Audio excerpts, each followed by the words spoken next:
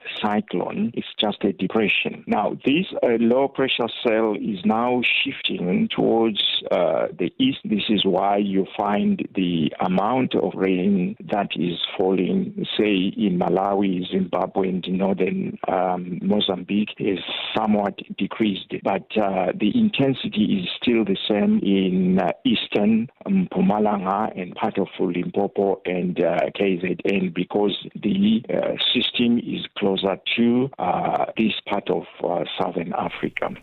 And finally, the lower house of Australia's parliament has voted to approve changes to the country's gun legislation. The bill was passed by the House of Representatives and will now make its way to the Senate, where it is expected to pass. The BBC's Kay Watson has the details. So that looks at tighter restrictions on firearm licence applications, as well as a national gun buyback scheme. Now, the last scheme that we saw happen like that was nearly 30 years ago after the Port Arthur massacre. So that's, a huge deal for a country that sees itself as already having quite strict gun laws. This idea of buying back guns, there are more guns in Australia than there were at the time of Port Arthur. So people perhaps might be surprised by that. Recapping the top story, the Ugandan opposition leader Bobby Wine says he'll continue to stand up to President Yoweri Museveni despite his election defeat last week. For any news stories you would like to share with us, please do send an email to newsroom@channelafrica.co.za or call us on +27 11 714 For Channel Africa News, I'm Jolani Tulo Mwepe. SABC News. The African Perspective. Get Channel Africa on DSTV Audio Bouquet. Channel 802. On the Move with Benjamin and Palesa every weekday on Channel Africa. The African Perspective. All right, good morning. It's that time once again, right here on Channel Africa for On the Move. Thank you to Peter and Asanda, making sure that, usually they are keeping us updated, right, on what's happening on the continent and in the world. Well, let's keep moving with you until midday Central African time. We've got so many conversations going on. I don't know how I feel about this first hour conversation. I don't know if we should bring like corporate terms into relationships. I know we live in an era or a period of introducing terms and kind of, words kind of like are a thing and they seem to trend every time. And, there's this new phrase that's called strategic planning, right? It's not new, it's actually old, but you usually hear it in very executive meetings. And I don't know if you should bring that word into a relationship, but there's an expert who's of that view that, relationships need a little bit of strategic planning. I don't know. I've actually been seeing it happening a lot on social media. I think in the past 2 years, I started seeing one couple do it and then they started trending. What, they've got a boardroom in their bedroom? No, they have a boardroom they actually go to. And now more and more couples are doing it. In fact, during the December period, I saw that quite a lot on social media. So couples will go maybe on a weekend away or even anywhere where they can get, some silence. And they do go in a boardroom and have a strategic boardroom meeting for their relationship. All right, man. I feel sorry for the execs, who are always in meetings and then all of a sudden you have to get home and your wife calls you, hey, you've got another executive meeting coming up. Well, we'll find out what that's all about. Tuto Lipoto will be back, an executive and life and relationship coach, to speak to us on that one. And then we have our In the Cubicle feature, and today we're going to be exploring the decisions employees face when they notice wrongdoing, the impact of speaking up or not speaking up. Yeah, that's so important because you don't know when is the right time to speak, when is the right time to whistle blow at work. Are you just tattletale or is it very important to speak up in instances that could be quite important? Looking forward to that in the second hour. And then we go into the final hour of the show. It's our Money Matters feature. And today we're speaking about the cost of raising a child. Of course, we know that can be quite costly and financially straining, but perhaps even more so when you are raising a child that lives with a disability. And we'll be speaking about the financial plan planning of raising children that have disabilities. All right, man, we've got so many of these conversations coming up. Remember, at Channel Africa 1 is where you can find Channel Africa on all platforms. So do follow us and you can become part of the Channel Africa experience. Africa. It's time to plug into the heartbeat of the continent. Tune in to Channel Africa, your go-to radio station that broadcasts in 5 different languages. L'Afrique du Sud célèbre la journée nationale du Kabla hujaitwa kwa jina la Double K. or more of our forests have been destroyed. Partido Africano da Independência da Guiné. Channel Africa represents every corner of this amazing land. From Lagos to Cape Town, Nairobi to Dakar, we've got you covered with the freshest news, music, and cultures. So, turn up the volume, feel the rhythm.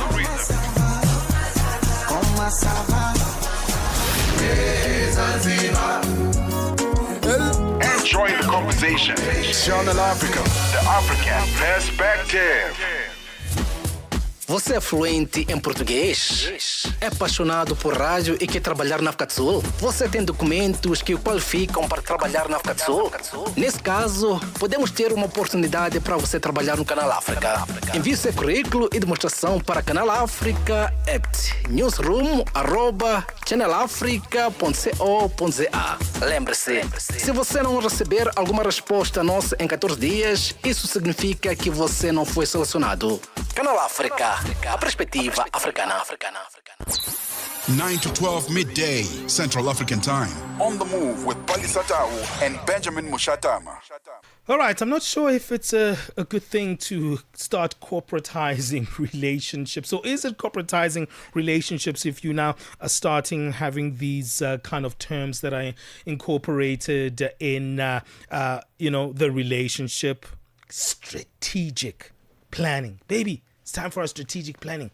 Hey, come meet me in the house boardroom, right? Maybe some people think that's a bit too formal, or it's not so good for a relationship, but experts are saying strategic planning simply means intentionally deciding where you are going together and how you will get there, whether it's a business, but people are saying you can do the same in a relationship. It's about moving from reacting to life's demands to deliberately shaping a shared future. We talked to Thuto Lipoto, executive life and relationship coach, about strategic planning and goal setting for couples. Thank you, Thuto. Welcome on the show. Hi, Benjamin. Morning. Morning to the listeners. Thank you so much for having me. Aren't we trying to get away from the workplace when you get home? Strategic planning at home. It's not something heavy. It's just the word strategic, intentional. It's us being intentional, looking deep to what really do we want, as a family or as a couple. So it's not something that is, which is a taboo, should be taken as a taboo. Mm-hmm.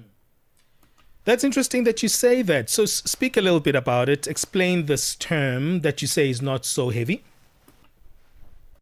Look, we need to understand, and this is what I normally come across when we try to revive people's relationships in our coaching sessions, to say, people get to a point or in time in the relationship where they sort of slack back, and sometimes they lose touch of why they really started, the relationship, why they wanted to be together. We had intentions in the beginning, we had goals in the beginning, we had dreams in the beginning as individual people, and we decided to come together. And that should not be lost. By the time it gets lost in many relationships because of so many issues, so many challenges, and all the type of seasons that we come across and encounter, things we encounter in life, that sometimes we lose touch with the reason and the intention that we had in the beginning. And so strategic planning comes to revive that in a relationship, to say, let's go back and remember why we are together. Let's go back and remember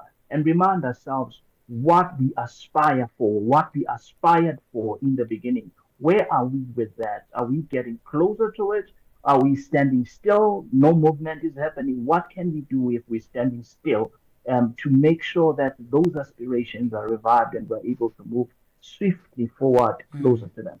You know, Tutu, I've been seeing this trending on my own social media feed. In fact, it started like 2 years ago, I think, with a specific couple. And then last year in December, I started seeing so many couples coming onto social media and showing us their strategic planning dates. They made it fun. Some of them went out for a little staycation, a little getaway to do it. But in relationships in general, especially long-term relationships or even marriages, there's more than just love and union, but there's a lot of moving parts, right? The goals that we want to achieve as individuals, the goals that we want to achieve together. What are some of the benefits of actually coming together and deciding to strategically plan your year, perhaps your next 5 years, your decade as a couple? The key word is alignment. See, when we are in a relationship, one of the things that we don't want to experience and to go through in a relationship is conflict. So if there is no clear intentions between the two people, there is bound to be some conflict one way or the other. Because as much as we can be in a relationship, we are two individual people with two individual different dreams, different aspirations, different visions, different outlooks towards life. And we need to appreciate and comprehend that, of each individual. So it is very important. The benefit is alignment. Now, I want you to picture this.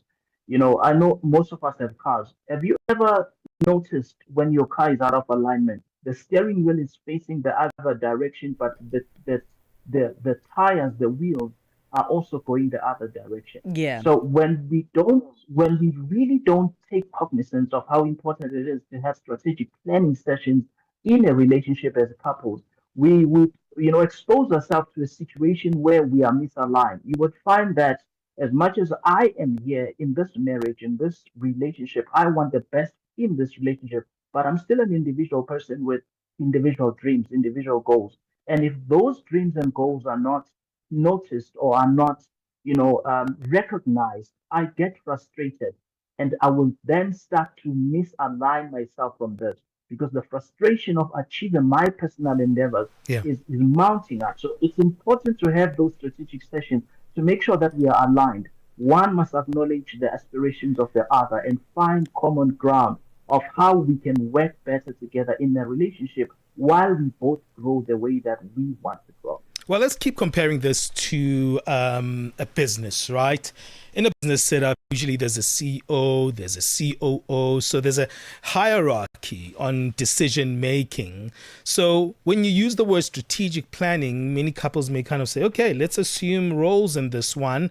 How do you deal with that? Who makes the decision of what, where, and how?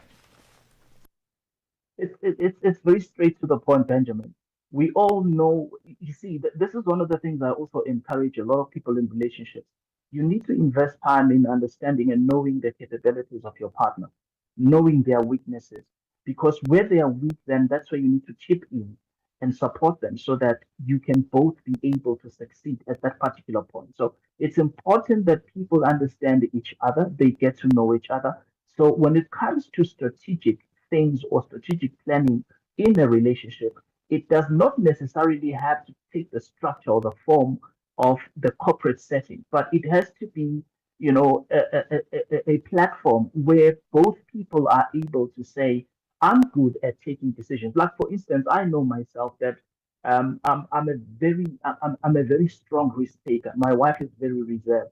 So I know that when it comes to managing things and putting things in perspective and being that she is best because I'm a risk taker, I'm spontaneous, I'm the go-getter type of a guy. She's not.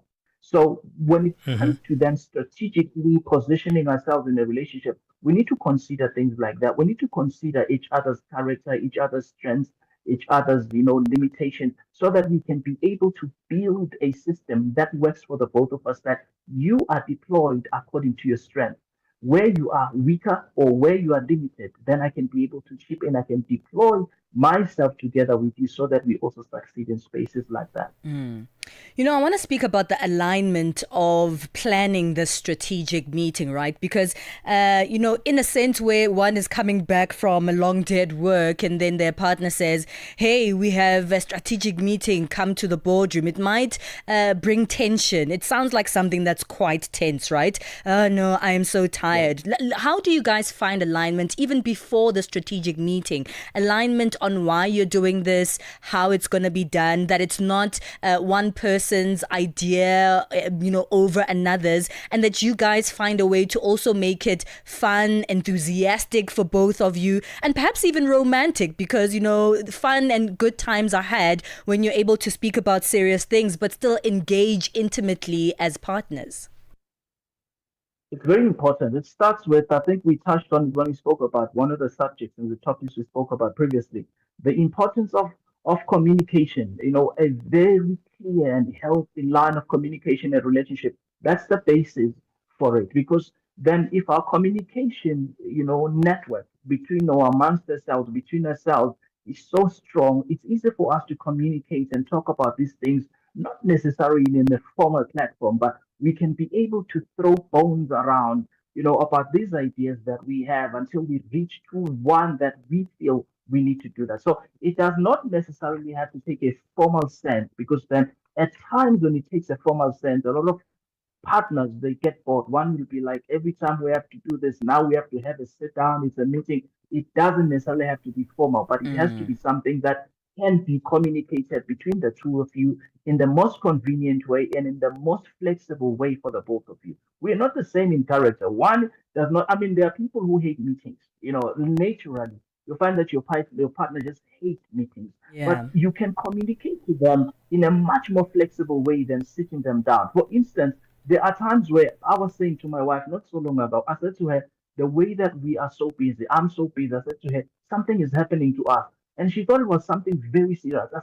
She said to me, what do you mean something? I said, when was the last time we took our time away and we left the kids? Not even going away, just go and let's just go out for a day and do this. And she's like, yeah, it's been a while.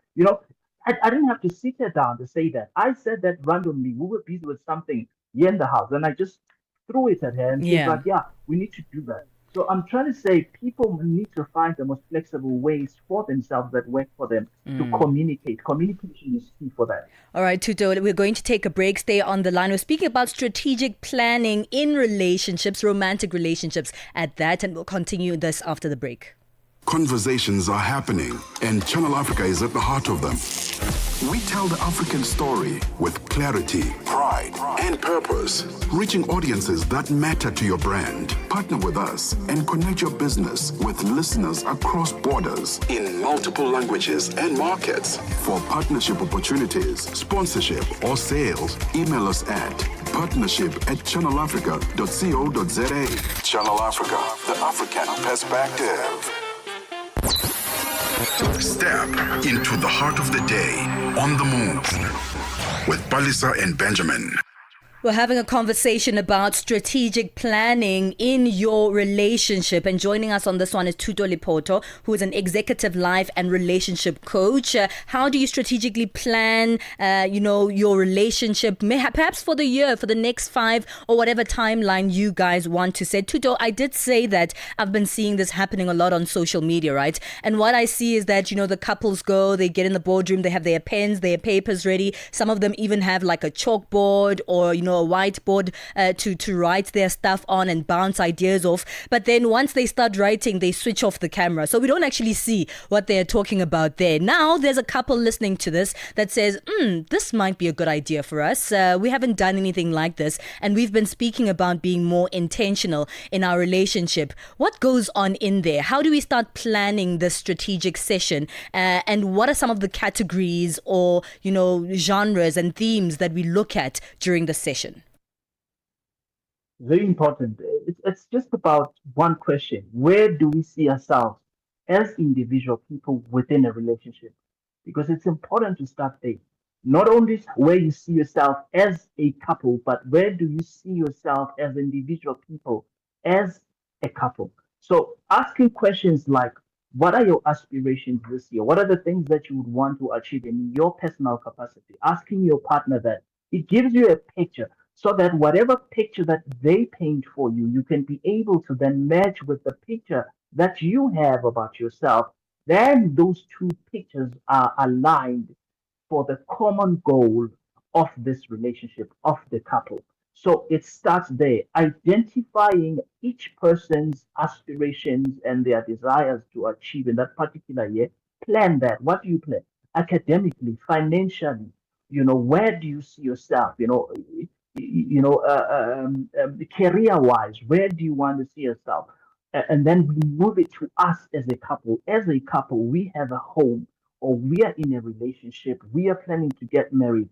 When do we want to get married? What do we need to do that? How do we raise the money? How do we plan? So you just have decent conversations, but your conversations must begin by identifying each individual's aspirations and matching and aligning them into the couple, the relationship, the platform that then will transport us to the destiny and aspiration that we want. Tutu, the more you're speaking about this, I kind of like it, and it makes me think about a term, crisis management. Crisis management doesn't just happen when a crisis is there. Usually you plan for it, you create a structure that would actually be in place when the crisis actually happens.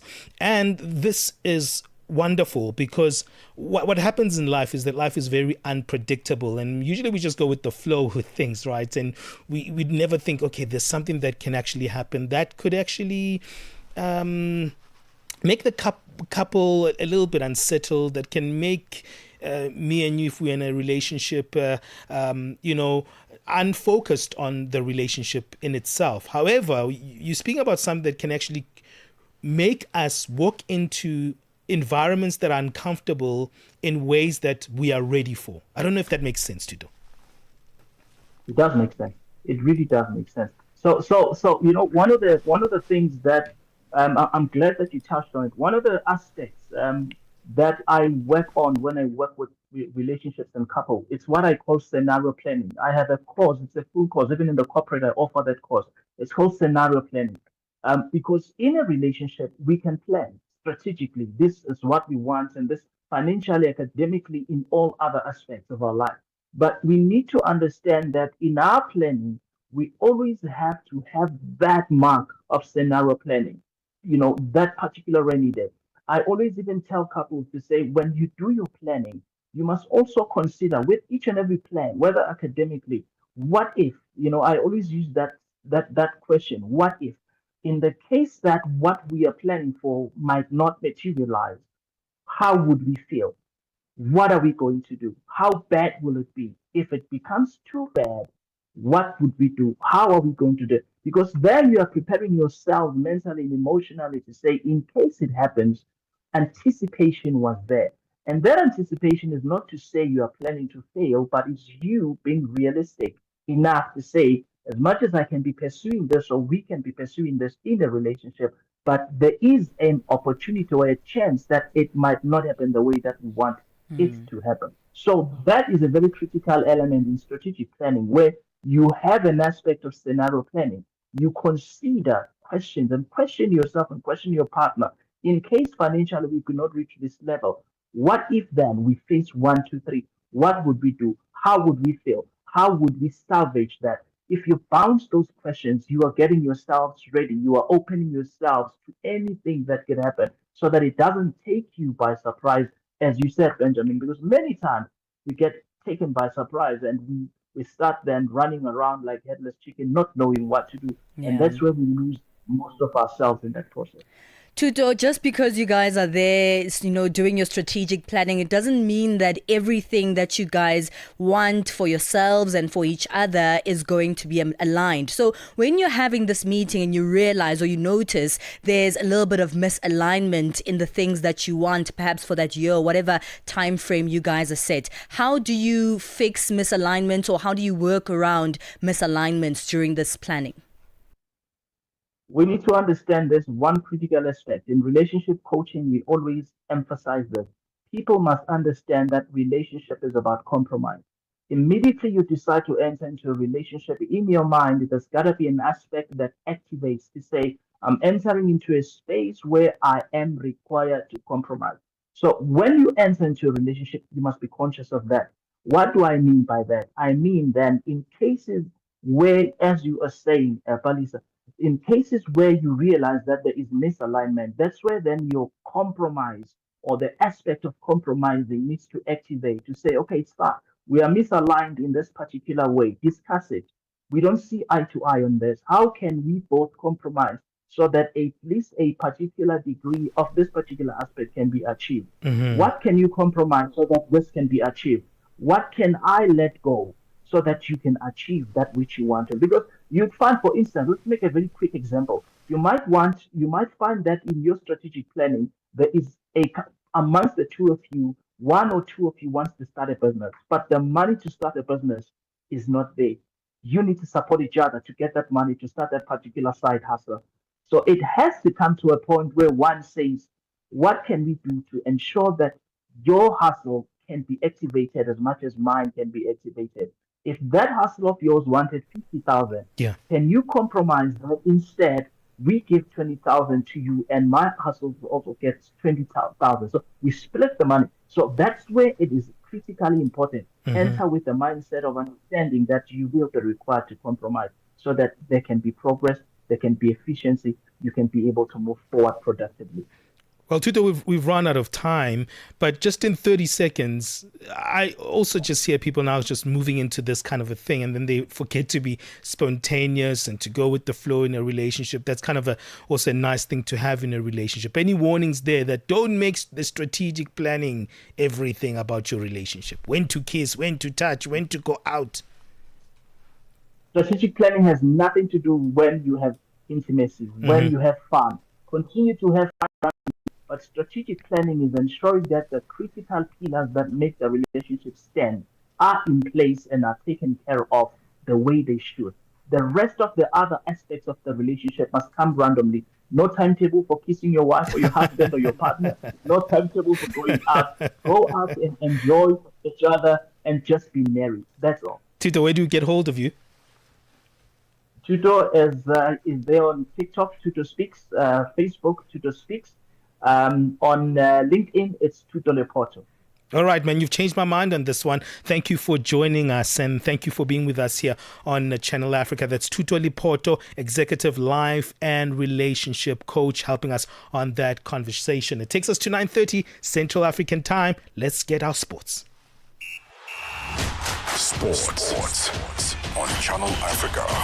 The African perspective.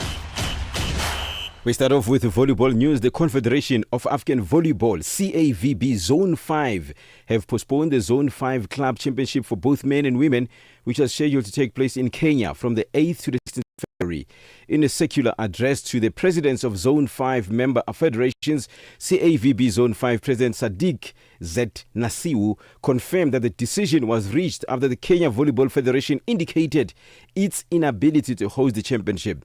The annual regional tournament brings together top club sides from 12 countries within Zone 5, including Kenya, Uganda, Rwanda, Tanzania, Ethiopia, and Egypt, and serves as a key qualification and ranking platform for clubs on the continental stage.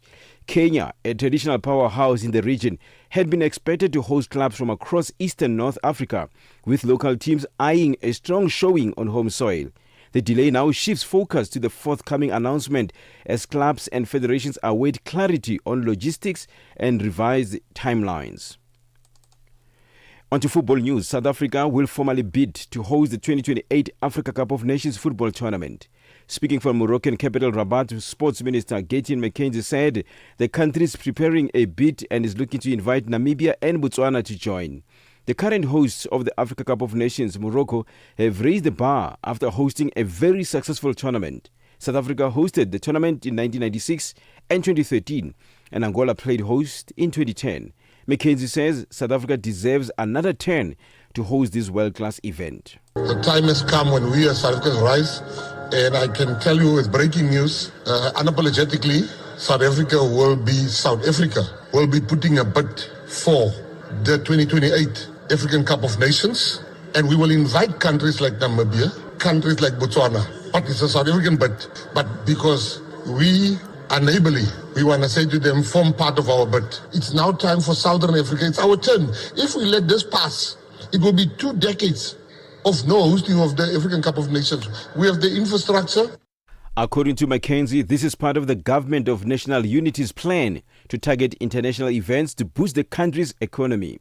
We are now at the stage under the Government of National Unity where I've been clearly mandated and instructed by the President, His Excellency, President Matamela Ramaphosa, to say, go out there and bring major events back to South Africa. Let's take our rightful place at the top.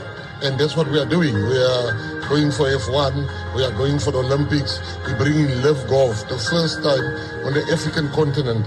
The time has come that we must also put in a bid for the Women's World Cup to come the first time to Africa. Cricket news now. Jason Rolls and captain Mohamed Bulbilia both scored centuries as South Africa recorded their first victory at this year's ICC 19 World Cup after thrashing Tanzania by 329 runs in Windhoek. Rolls struck an unbeaten 125 off 101 balls, while Bulbilia scored a run, a ball 108, as the young Proteas blazed their way to a total of 397 for 5 in the 50 overs. Bulbilia is delighted with his performance. Yeah, I thought our entire batting innings was a really good effort today. The batting group's been in a good space and close to 400 runs on the board has been coming. Yeah, Jason's a special character. He's been in really good form for a while, and just for this team as well. For the last 2 years, he's been batting really well. I think recently he's been able to start converting those starts into big scores, and he's been absolutely special for us. Let's end with tennis news. Novak Djokovic continues to rewrite tennis history at the Australian Open. 38-year-old claimed his 100th win at Melbourne Park with a 6-3, 6-2, 6-2 first-round victory over Pedro Martinez. He becomes the first man to record 100 or more match wins at 3 different majors, adding another milestone to his 24 Grand Slam titles. For any sports stories you'd like to share with us, please send an email to newsroom@channelafrica.co.za or call us on +2711 714 4459. This is Channel Africa Sport with me, Fidel Lingwati. Sports on Channel Africa. The African Perspective. Download the SABC app and take Channel Africa with you everywhere you go. Channel Africa is evolving, and so are you.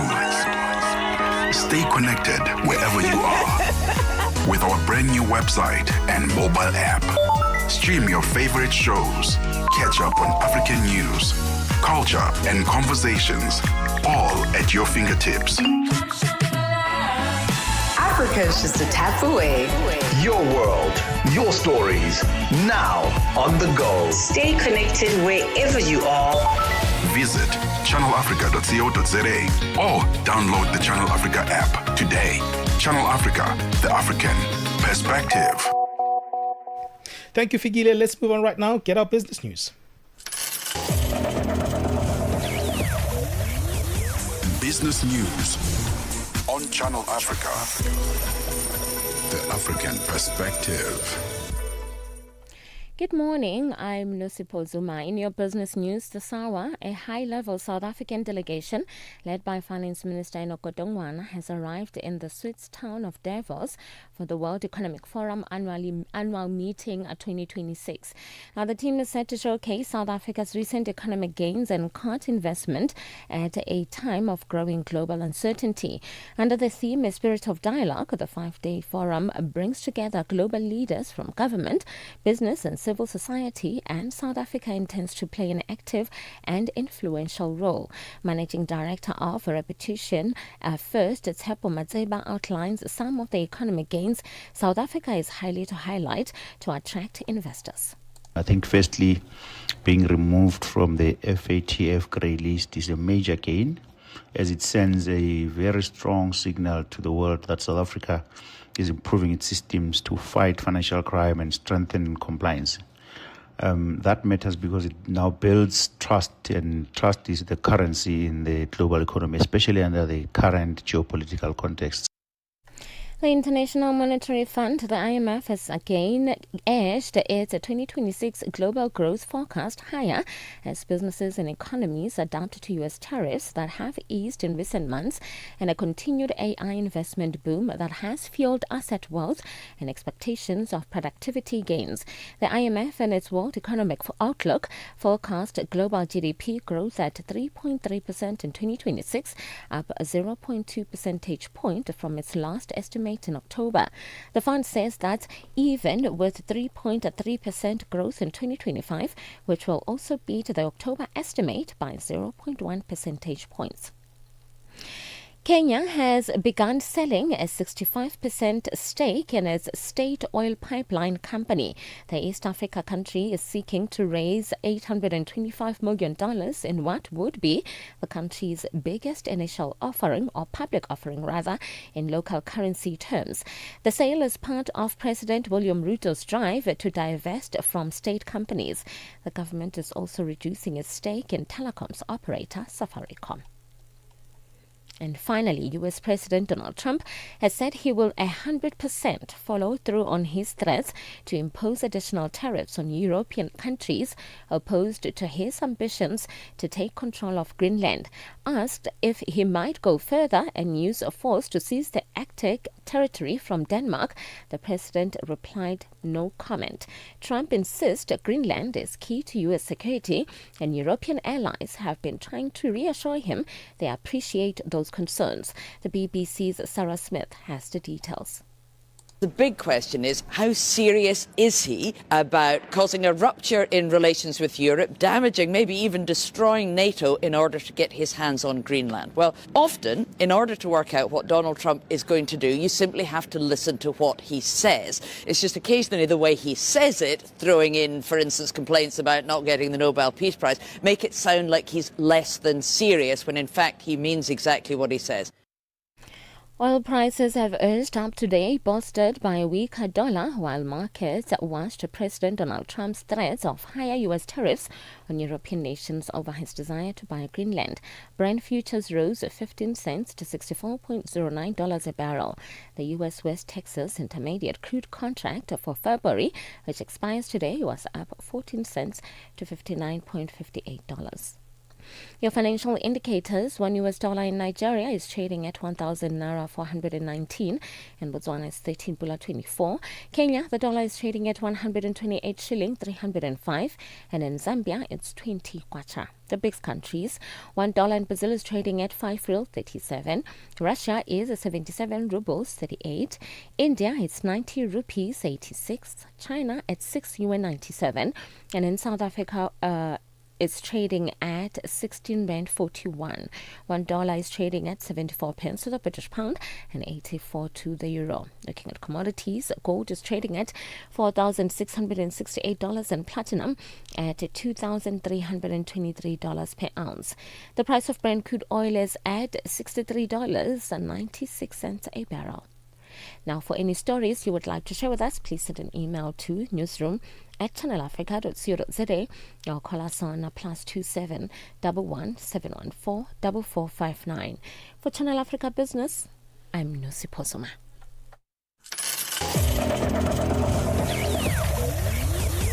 Business News on Channel Africa. The African Perspective. Ukatili wa kijinsia unaharibu maisha na kutenga jamii. Hutokea nyumbani, shuleni, kazini na mara nyingi kwa ukimya. Lakini hauwezi kuendelea. Ukiona, ongea. Ikiwa unaumia, funguka, kwa sababu kutofanya lolote sio chaguo. Sikiliza vituo vyote 19 vya redio kuanzia Jumatano ya tarehe 23 Julai kwenye mijadala, ushauri, tamthilia, maonyesho ya elimu na mahojiano na wataalamu, manusura, watunga sheria na nchi nzima iliyoathirika na ukatili wa kijinsia kwenye vituo vyako pendwa vya redio.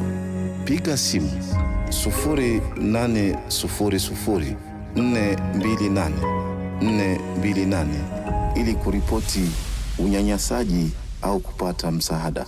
GBV ikomeshwe na wewe. Ujumbe huu umeletwa kwenu na shirika la SABC. Africa, meet Abedi. Yeah, that's me. Abedi is a music lover through and through. I really love African music. He's got a taste for all kinds of tunes and spends his days listening to Channel Africa. Guess what? He didn't know. Okay. Channel Africa wants to help Abedi and all music lovers everywhere to discover even more incredible music. That is why Channel Africa is calling on all African musicians to submit their music. Musicians, remember to give us all your relevant information. Make your submissions at music@channelafrica.co.za. Submissions are your chance to be heard on radio. But sadly, they do not guarantee that you'll be playlisted. All submissions will be carefully reviewed to see if they meet our station's requirement. Channel Africa, the African perspective. No interruptions, just the music you love on Channel Africa.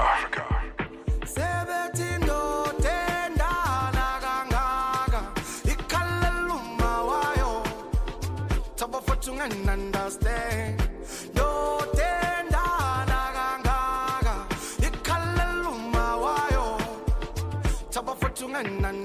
Yojabula mangfila athushe mbuya phila kule ngozi zomgwaqo mntana minya jabula ufika usaphila bekikhwama ke msana landa impepho kagogo erondweni phahle ngikhulume nabadala batshela usemagcekeni mvuliyane emakhaya sesiphelile amakhasi mabuye khona icela ungiphathele ihitha ngokungempela uzongcwaba yasuma afuna amahlala ngekusho nengisakuthanda kuyoba yisibusiso kimi ukuthi ube khona mawami mangishada ngoba uyokwazi ukungibonisa maseze ngibuyela temshadwe ngoba uyokwazi ukungiduduza maseze ngibuyela temshadwe tangisakhona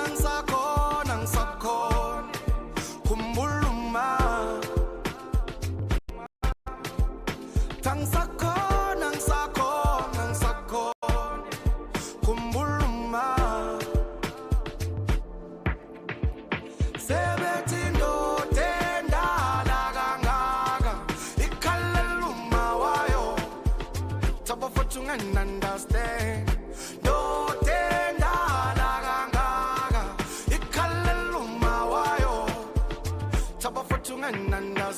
ngithanda ngekhaya thukuthe tangenwa ngemali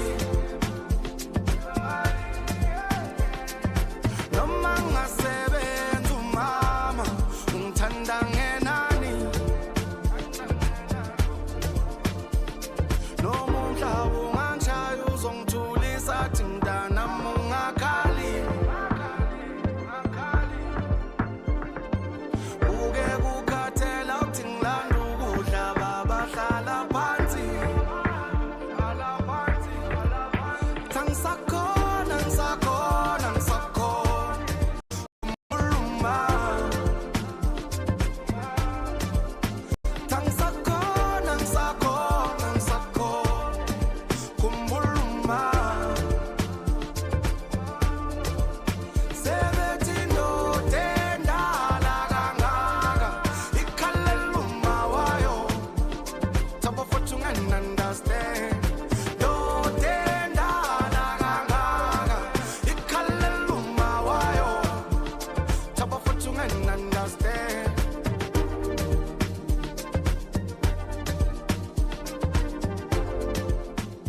Hey, wonderful one. Umama, South African modern classic there by Java, taking us to 47 minutes past 9 o'clock Central African time. We're speaking about this term that everyone seems to be going on about and say, hey, let's bring this into our bedroom conversations. Strategic planning. I kind of like it. I kind of don't like it. I'm still balancing in the middle of it, but I could hear from your questions, Pal. You like, let's go. Yeah, I think so. But you know what I think is most important is that my general belief is that anything that exists out there, you can either like or not like. And if you like something, you can make it your own. And I think it's one thing, these phones are always listening to us, because in the middle of the break after the conversation, it showed up on my TikTok timeline. I was scrolling and then there was a couple who was doing their yearly strategic planning. So make it your own, right? Okay. I think you can hear something and like, well, there's an idea here. And I think it's something that that it is positive for relationships. Being intentional is always positive. Being intentional in the relationship, especially if you're deciding that you're going to be long-term, or you want to get married, or you just want to have a long-term partnership, then there have to be conversations that you guys have to have about your individual goals and the goals of your relationship. But more than anything, I would like couples to make it their own. So if you're more of a relaxed kind of couple, this might be too closed off or formal for you. Make it informal. Who says you can't? You can do whatever you want with an idea and make it fit or suit the kind of relationship that you have. Yeah, but then would it still be strategic planning? Because listen to what I'm saying. Yeah. Changing the way it feels and kind of doing something that maybe feels less corporate-y makes it sound like it's going to be something completely different, right? No. Because we have this element of, when you are in a relationship, you'll always have conversations, right? You'll always be people who are, bouncing off ideas from each other. But now strategic planning means you must write this stuff down. Yeah. And you must review these things. And you must constantly be engaging. How far are we when it comes to these plans? Yeah. Because we're speaking about planning. We're not just speaking about having a relationship. Yeah. So, if you are softening it to like, okay, we'll just talk and then we'll see how far we go with these goals. There's no more strategic planning. It becomes something completely different. Yeah. You're going back to just not doing anything at all. That's not what I'm saying at all, actually. I'm not saying don't be strategic, don't plan, don't be intentional, don't write things down, don't follow up on your goals. But I'm saying the session itself, the strategic planning session itself can look so many different ways, right? There are couples who are sitting there on a table at a desk like the one that I just saw now, and they're writing things down. They both have their laptops there. You and your couple could decide, actually, let's go on a staycation for a weekend. We can incorporate having fun together.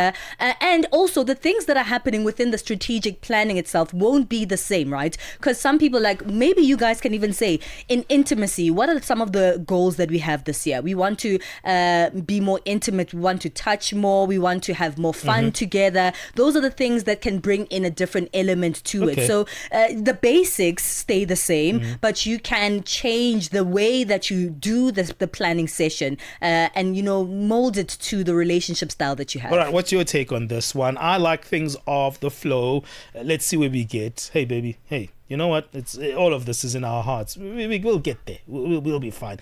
Or you like, you know what? Let's plan this whole thing. Let's sit down. Let's strategize. Give us your thoughts on our new WhatsApp number, +27 83288 6684. We'd love to hear from you.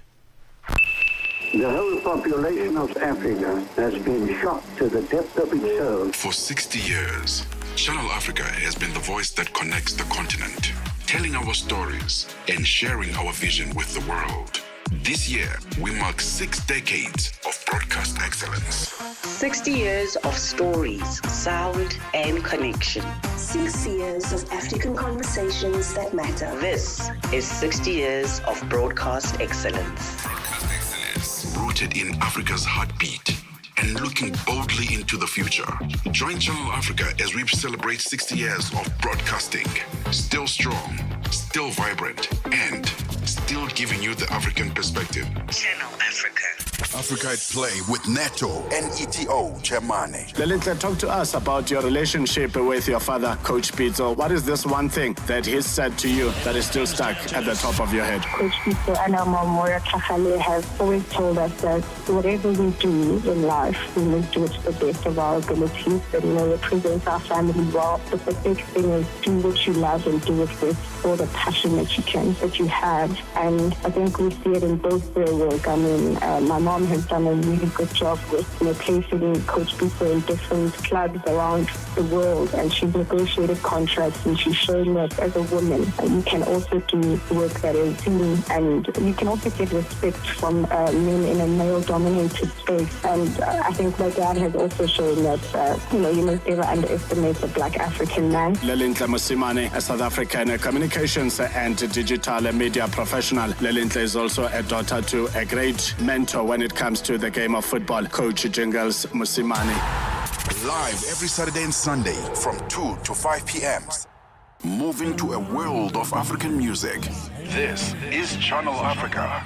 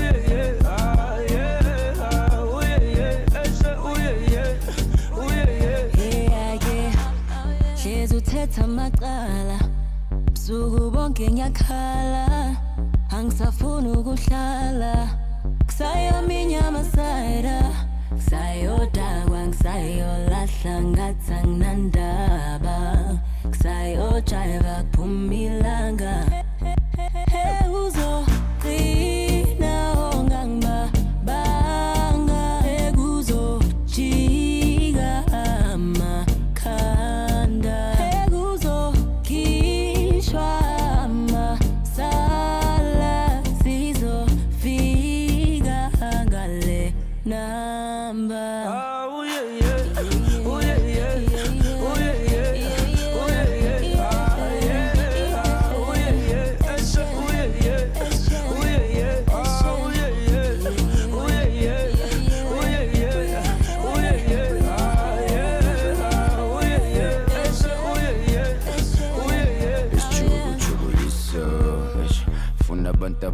Sabo sugar when spice bazokubudisa too far. Hey, let's cool on my ice. Ngazobuzana ne price. Ngazomkazateli sicho. Baba scruva nabo ai. Chabo tulunga mpies. Komblinga bulima vito. Hey, petu taps in umlindo. St. George, sure. Got to a bo wozi with all of mara still minang tight don't know. Wanting minyele no taps. I'm a side eye for. Ngapumlindu sapaz. I'm a side eye for. Sure, I say Zabzai fanda kamban siopelele nkantol besi case yaltol bese vies as bov sidly peg will you change your fiber.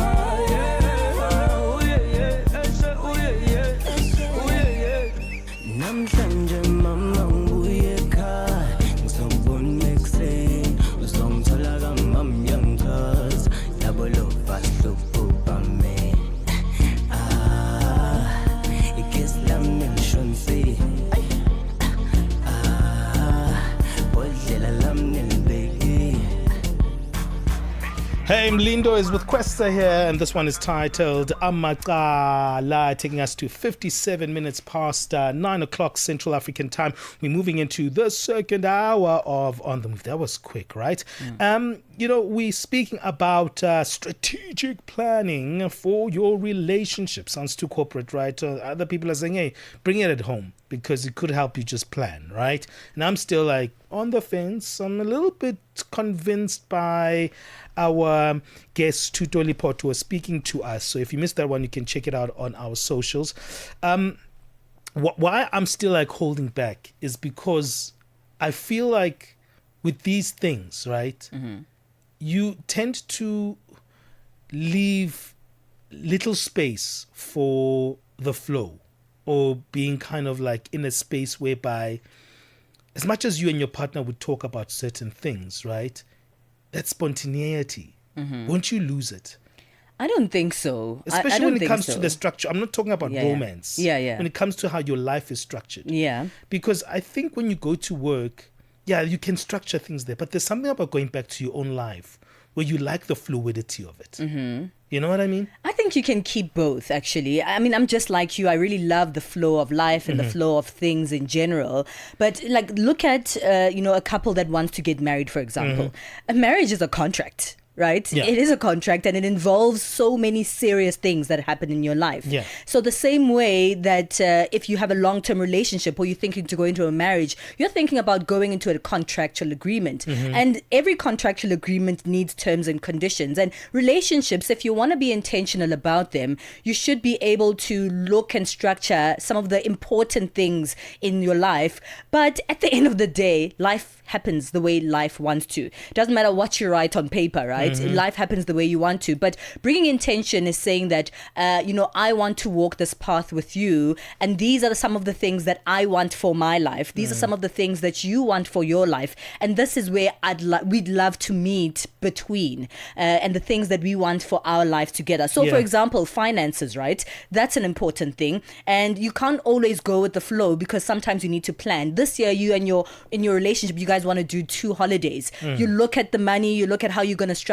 that in the holiday perspective of your relationship. That's what you want to do. You're strategically planning that, but it doesn't mean that you're saying at the holiday we're going to eat at 5 a.m. and then we're going to kiss at 2 p.m. or swim at 10 a.m. You know what I mean? So there's still spontaneity happens anyway, because life will happen and life will be lived. But if you have some sort of a structure or a plan, I think it actually makes the flow even better to go with, because you already know that now we have 2 holidays. You know how much money you guys are setting aside for that, and then you guys can do the spontaneity with the plan in mind. All right, I'm one of those like, hey, let's just go. We don't have to go anytime. Let's go now, baby. Money, Benji. What are your thoughts on this one? +2783 288 6684. Give us your thoughts on that WhatsApp number. Do you think we can incorporate terms and actions like strategic planning in our relationships? Let us know. Hey, let's move on. Let's get our latest news.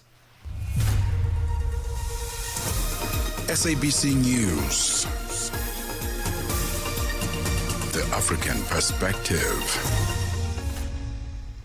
Top stories: Asawa, over 100 members of Uganda's biggest opposition party charged, and the death toll in South Africa's school transport incident revised to 12. Good morning, I'm Jolani Tulo Wepe. Over 100 members of Uganda's biggest opposition party have been charged with various offences, including unlawful assembly related to violence around last week's election.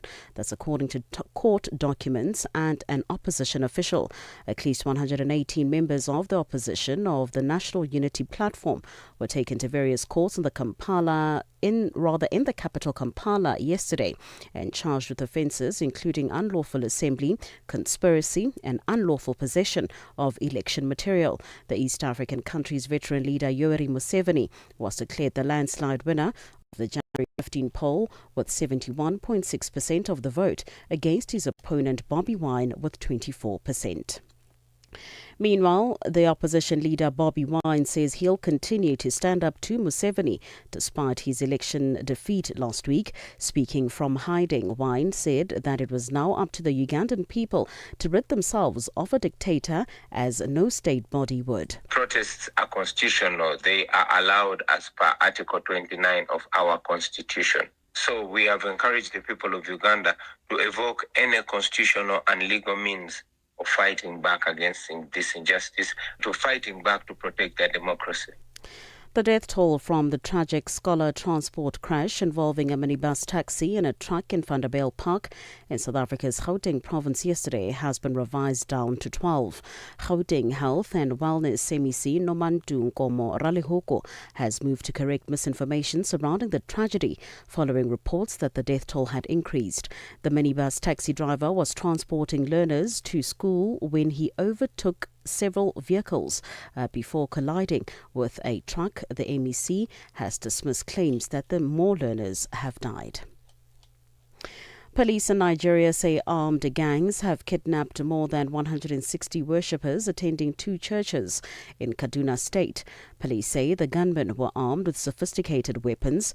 It is the latest mass kidnapping in Nigeria where both Christians and Muslims have been targeted.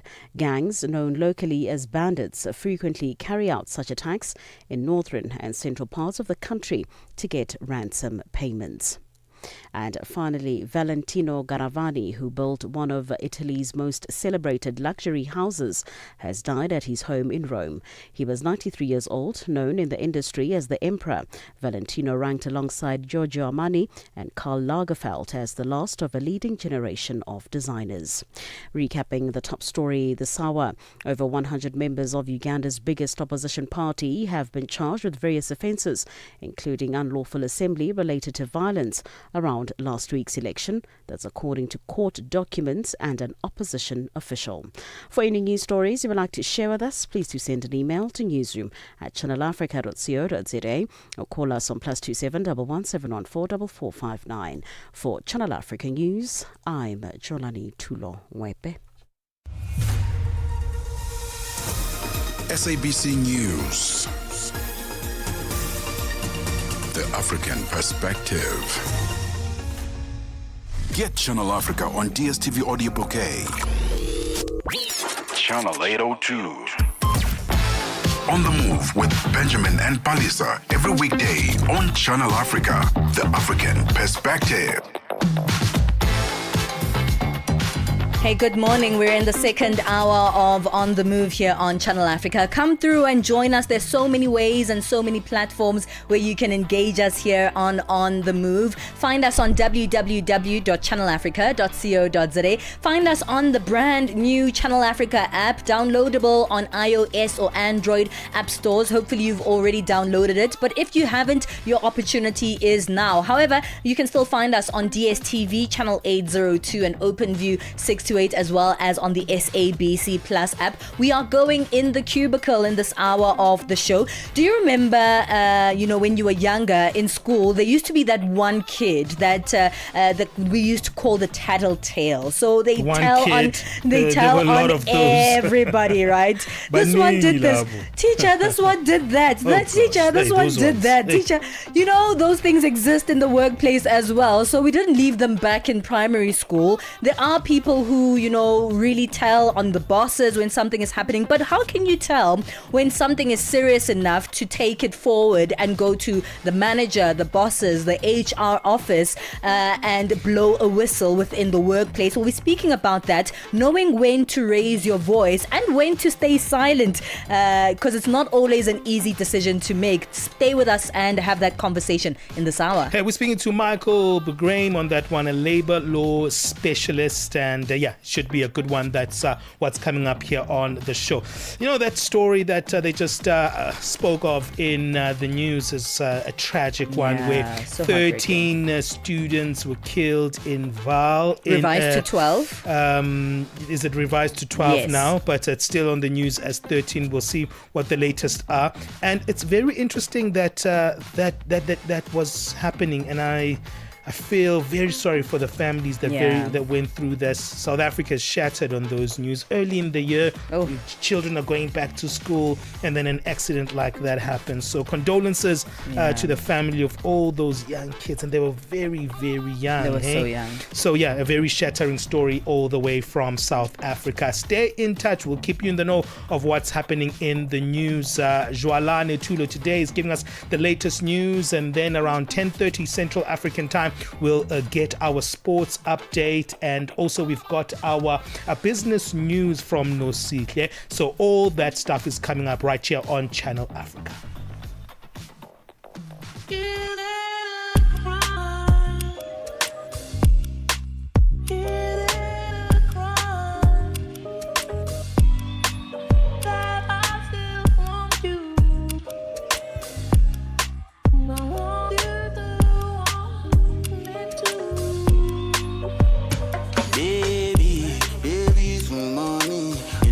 Matching my steez, you know I'm a G. Shawty, I'm always keep it real. I know they for too much whining, they for too much whining.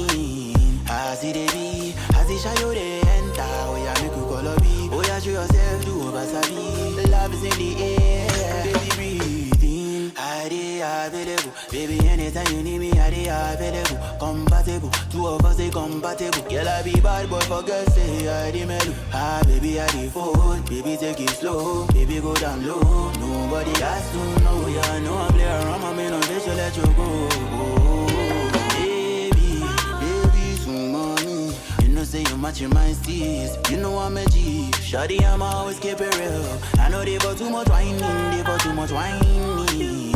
I see the be, I see Shayo they enter. Oh yeah, make you call a B. Oh yeah, show yourself, do over sabi. Love is in the air, baby breathe in. The way you move this your body in a way, banana.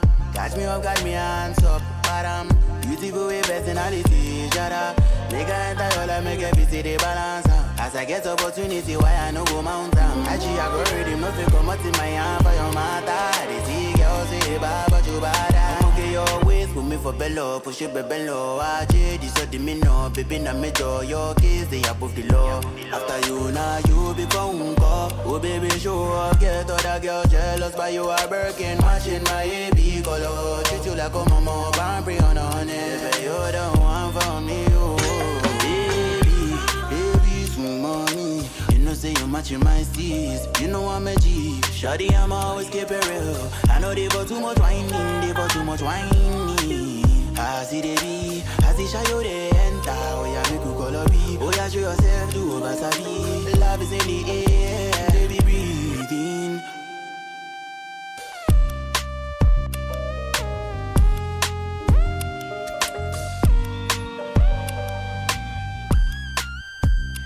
This is Rema, Baby, Is It a Crime? We're going towards 10 minutes past 10 Central Africa time, about to speak about when to keep quiet and when to speak out in the workplace. Do you know how to navigate those dynamics? Do you know when is the right time to say, the thing that my colleague is doing, is it serious enough for me to take it forward, or should I just stay silent this time around? We'll be having that conversation after this.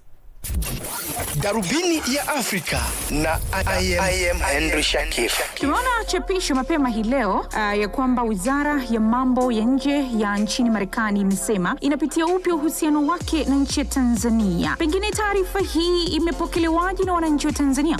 Cha kwanza tumeiona taarifa ambayo imetoka hii leo. Sisi kwetu taarifa hii haikutushangaza wala haikutushtua kwa sababu tulishaona taarifa kama hiyo imetoka kwenye ubalozi wa Marekani nchini Tanzania, ikiwa imetolewa na bwana Tom Pigot. Umezungumza kwa kina kabisa. Haya ni malalamiko ambayo yamekuwa yakijitokeza mara kwa mara. Unadhani sasa je, wana hoja ya msingi? Unauliza maswali mazuri sana na maswali ya tafakari. Maswali ambayo hayawezi kujibiwa kwa dakika moja au kwa siku moja. Ni maswali yanayohitaji utafiti, yanayohitaji kusoma.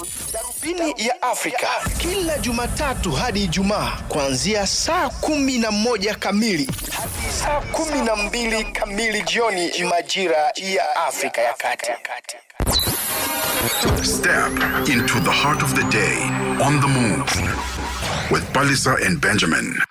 You know, the older you get, you realize that some of the environments that we were socialized into as young people were preparing us for a world when we were adults and we had to make certain decisions. So in the classroom, there's going to be a couple of kids. They say, this one stole my pencil. But there's also going to be another situation where you have to say, well, ma'am, this one, copied in an exam, which is a really big offense. Similarly, in the workplace as well, these situations are things that we have to decide decide on whether your colleague is bending a rule or taking credit for work they didn't do, and other times much bigger fraud, safety risks, or serious misconduct in the workplace. When do you know to speak up and to keep quiet? We're exploring the decisions employees face when they notice wrongdoing within the office environment and the impact of speaking up or not speaking up. Michael Begram is joining us on the line, labor law specialist.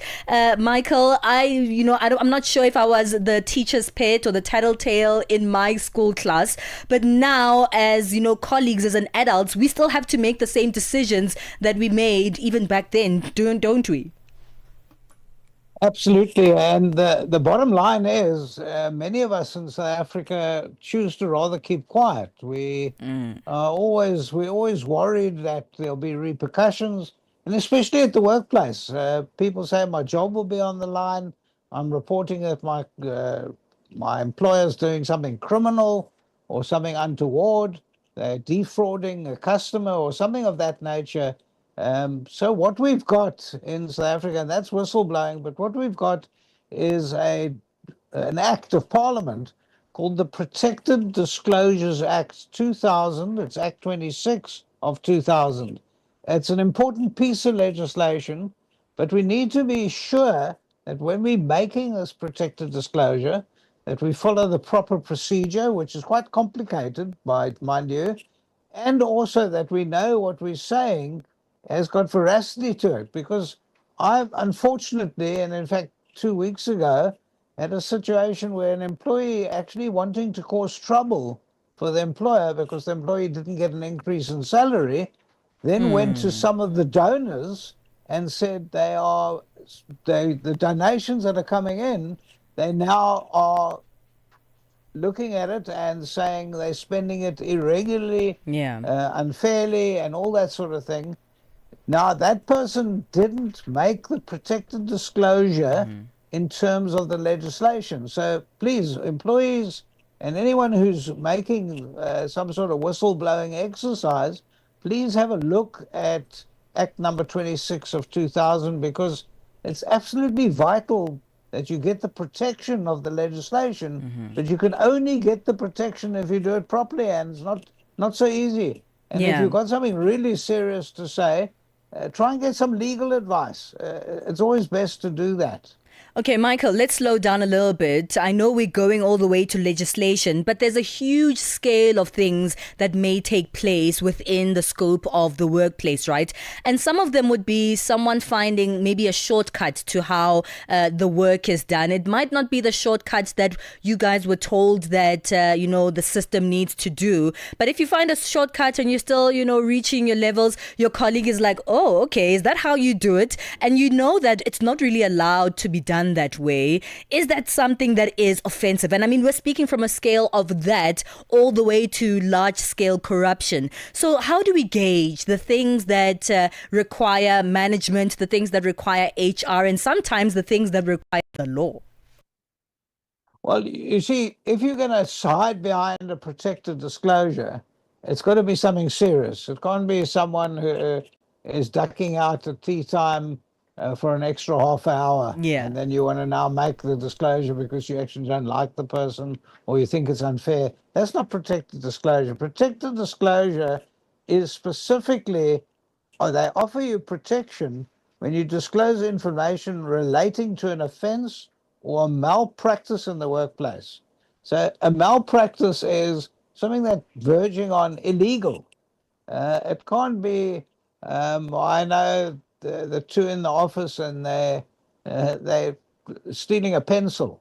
You've got to be very careful. And unfortunately, the South African employees today are looking at what they call whistleblowing about anything. And they're saying, well, we've caused a bit of trouble, but you can't actually pick on us because we are hiding behind the protected disclosure legislation. That's not what we're talking about. It's not what we're talking about in the classroom where I've seen Cheryl lean over my shoulder and look at my answer. You can't make that protected disclosure. So you get Cheryl into trouble by phoning the police or something. That's not what we're talking about. We're talking about serious legislation. yes, I know that people are always scared to come forward on anything in terms of the legislation. And we as citizens in this country tend to be fearful. You know, we've come from an apartheid past that was a police regime. And so you're very careful about what you say about whom. But we also come from a situation that where we are now, you're too fearful, and we want actually, the government wants people to come forward and actually tell us what's going on.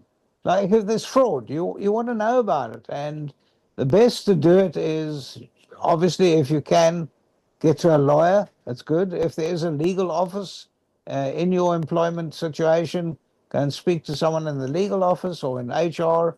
A lot of people don't want to do that because they say, well, HR is going to go tell the management the protected disclosure is against the management, I'm going to get fired. But you can then claim that you followed the process and now you can't take any action against me.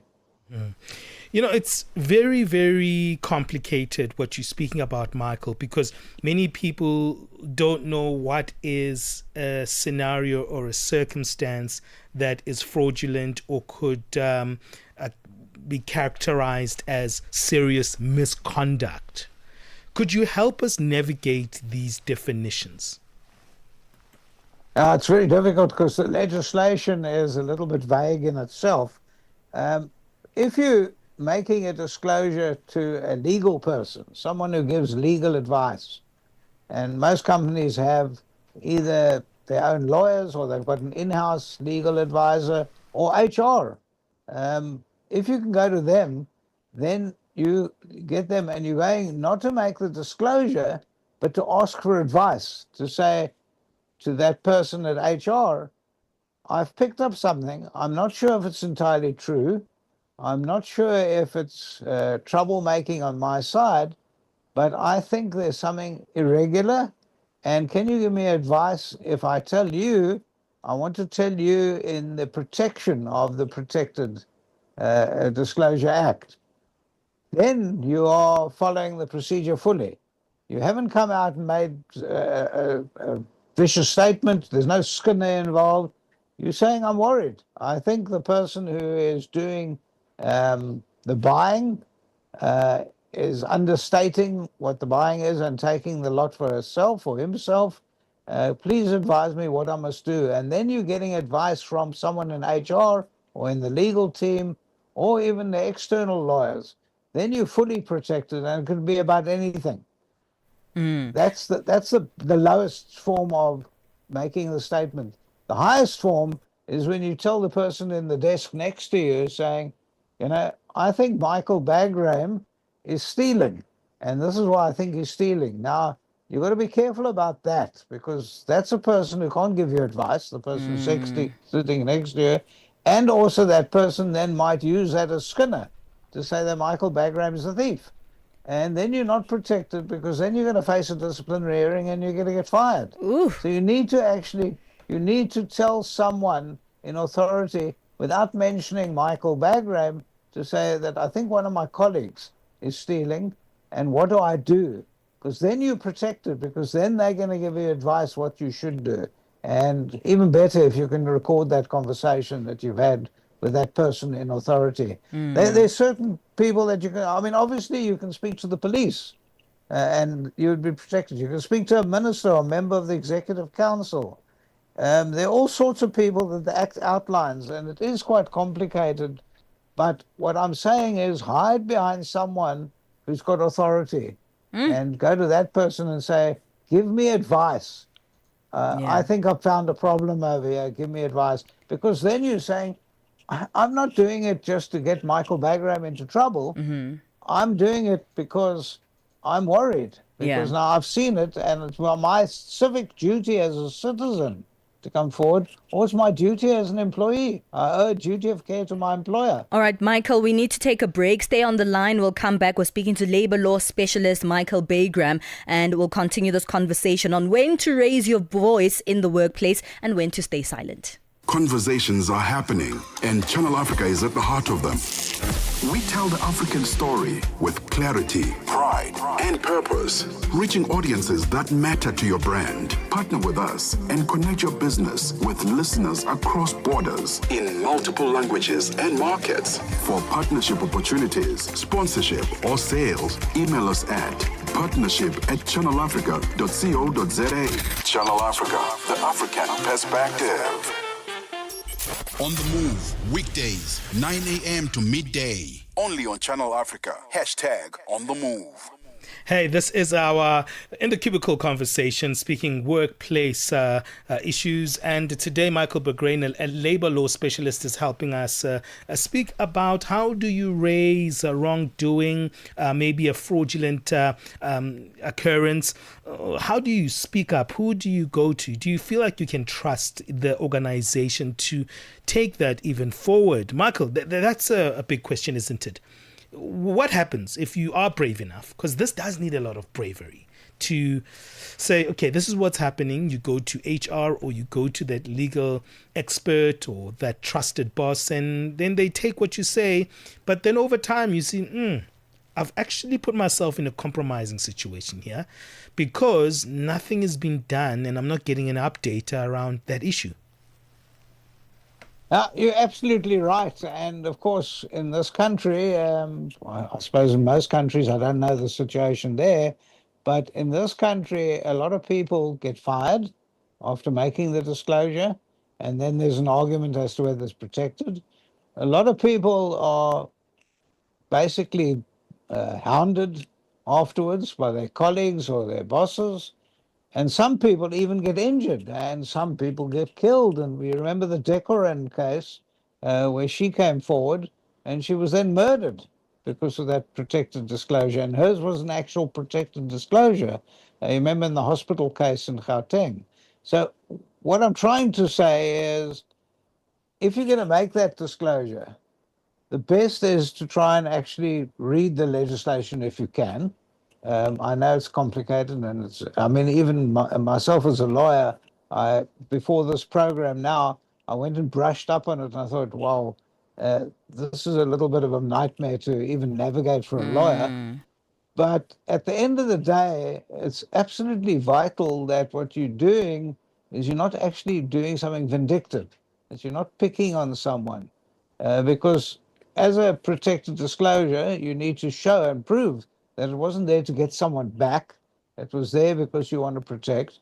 And in fact, I'm putting a lot of the blame on the employers of South Africa, because I know in other jurisdictions, for instance, in Australia, it's incumbent upon every employer to have a protected disclosure policy in the company. And we are seeing it more and more. I draw up these policies for companies where they have outlined in very simple terms what you should be doing. And you can even do it anonymously. So, then you've got nothing to gain because you haven't said it's Michael Bagram. What you've said is, as an employee, I'm putting my disclosure into a little box at HR. Not been typed out, doesn't come from my computer. It's there in writing. You can't trace me, but this is what's happened. My problem is, as a labor lawyer, I'm getting more and more cases where people are getting others back, are trying to drop the company into trouble because they are worried that they didn't get the increase or someone was rude to them. It's unbelievable. By the end of 2025, I had a deluge of these cases that there was no iota of truth at all. And when we investigated it more carefully, we found it was people who were being vindictive. And of course, they do get dismissed, and then they go to the CCMA or the Labour Court and they say no to protected disclosure. And then I'm there as a lawyer and I say, okay, can you please outline the procedure that you used to actually make this protected disclosure? And they use no procedure. Yeah. So you've got to be very careful. It cuts both ways. But I think the companies, every employer, has an obligation to educate their staff as to how you can make that disclosure. Now, I'm sure you've seen most companies have phone this number and you can make an anonymous tip-off. That's probably the best way to do it, because then no one can point a finger at you and say, you're trying to cause trouble. And if there's no veracity to it, then they drop it. You can't come afterwards and say, well, you've done nothing about it because you're doing it anonymously. But you are quite right. People are scared. I think I'd be scared, quite frankly, if my most valuable asset that I have today is my job. With the unemployment rife like it is, your job is very valuable and you don't want to put it at risk. But then on the other hand, we can't be a nation of sissies. We need to come forward and say this is wrong. This is undermining the system. This is undermining our tax system, everything. We do need people to come forward. And I know SARS have a hotline. I know most of the departments of government have hotlines where you can actually come forward and make the allegation. Unfortunately, they don't always investigate these things. So you get people coming back to me afterwards saying, I phoned, I left messages, I've sent in emails, and there's been no investigation at all. It's not perfect. Yeah. But we're getting there, and most companies are starting to put into place protected disclosure policies. Yeah. Are there instances, Michael, perhaps maybe you think something is happening and you're not sure? Are there instances where you should just let it go or maybe wait until you actually have evidence of what you're about to say? Because I know you're saying that so many people out there are afraid to lose their jobs, but we've heard whistleblower stories. Most people are actually afraid to lose their lives as well when it comes to these whistleblower stories. And we think these are stories only that happen, in instances of big companies, big corporates, government, etc. But I mean, we've heard about assassinations in schools, I know people who are like just teachers, and when you whistleblow, you could also be afraid of your life. Is there an instance where you should say, yeah, this time around, maybe it's not my place to say anything, or perhaps once I've gained enough evidence of what I'm about to say, then I should say it? And also, you could also be putting someone else's reputation on the line if you're not really sure what you're saying. Yeah, and that's the personal problem that we all have. I was a client of mine, just as an anecdotal story that happened to me a year ago. A client of mine had a theft ring in the warehouse, and one of the employees was about a week into that theft ring. One of the employees had come to work late, and they gave him a written warning, and he blurted out, "It's all very well. I was 15 minutes late. I get a warning, but a whole group of them are stealing and nothing's been done about that." And we immediately come down like a ton of bricks on the poor fellow who said that out of desperation. And a ton of bricks, and we said, well, it's your obligation to come forward. You've been watching this and you did nothing.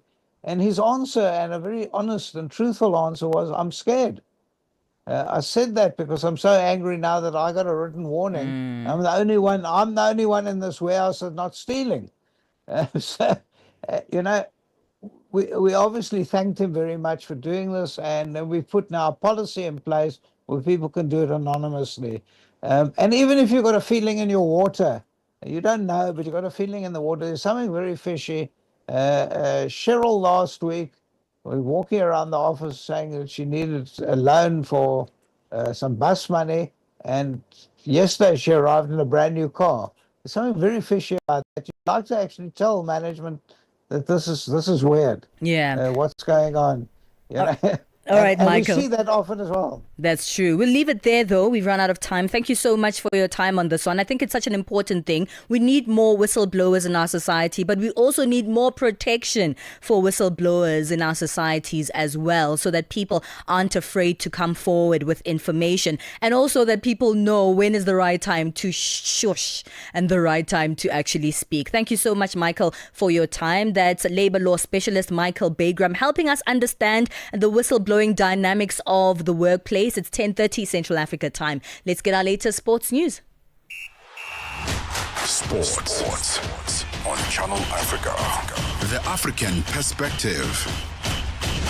First up is volleyball. The Confederation of African Volleyball, CAVB Zone 5, have postponed the Zone 5 Club Championship for both men and women, which was scheduled to take place in Kenya from the 8th to the 16th of February. In a circular addressed to the presidents of Zone 5 member federations, CAVB Zone 5 President Sadiq Nasiwu confirmed that the decision was reached after the Kenya Volleyball Federation indicated its inability to host the championship. The annual regional tournament brings together top club sides from 12 countries within Zone 5, including Kenya, Uganda, Rwanda, Tanzania, Ethiopia, and Egypt, and serves as a key qualification and ranking platform for clubs on the continental stage. Kenya, a traditional powerhouse in the region, had been expected to host clubs from across East and North Africa, with local teams eyeing a strong showing on home soil. The delay now shifts focus to the forthcoming announcement as clubs and federations await clarity on logistics and revised timelines. Now, football news. South Africa will formally bid to host the 2028 Africa Cup of Nations football tournament.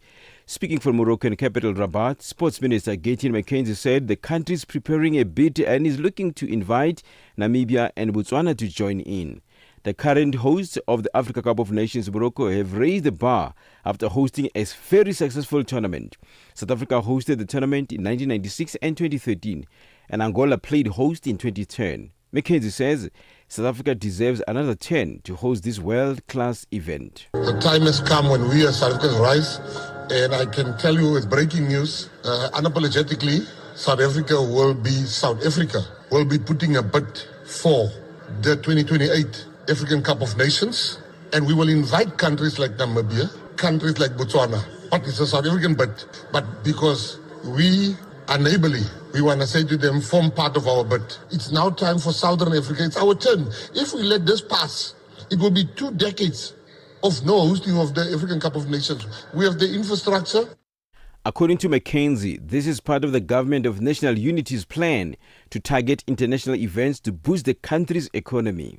We are now at the stage under the Government of National Unity where I've been clearly mandated and instructed by the President, His Excellency, President Matamela Ramaphosa, to say, go out there and bring major events back to South Africa. Let's take our rightful place at the top. And that's what we are doing. We are going for F1, we are going for the Olympics, we're bringing Live Golf, the first time on the African continent. The time has come that we must also put in a bid for the Women's World Cup to come the first time to Africa. On to boxing news. Eddie Hearn says Tyson Fury is still in his prime and that his return is great for boxing. 37-year-old confirmed earlier this month he will fight again in 2026, nearly a year after announcing his retirement. Fury has not boxed since back-to-back points defeat to Alexander Usyk in December 2024 and is expected to take a warm-up bout before facing one of the division's big names later this year. A clash with Anthony Joshua had been mooted, but Joshua is currently taking time away from the sport following a fatal car crash in Nigeria that claimed the lives of 2 close friends and team members. Joshua, who suffered minor injuries, has returned to the UK, with Hearn stressing only Joshua can decide his future. And finally, with tennis news, Novak Djokovic continues to rewrite tennis history at the Australian Open. The 38-year-old claimed his 100th win at Melbourne Park with a 6-3, 6-2, 6-2 first-round victory over Pedro Martinez.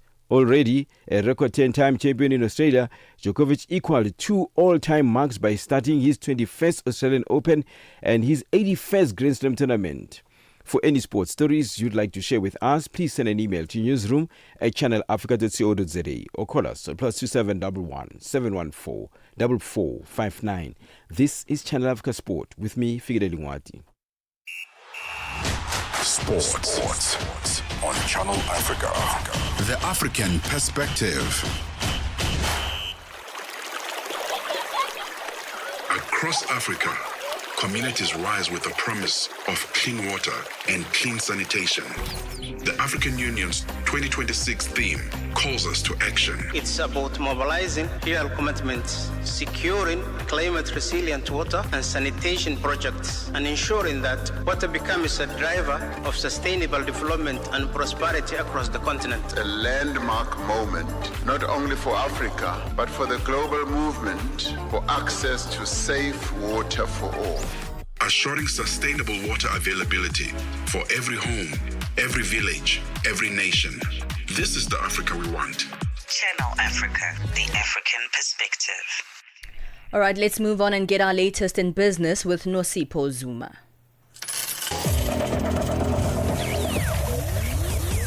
business news on Channel Africa.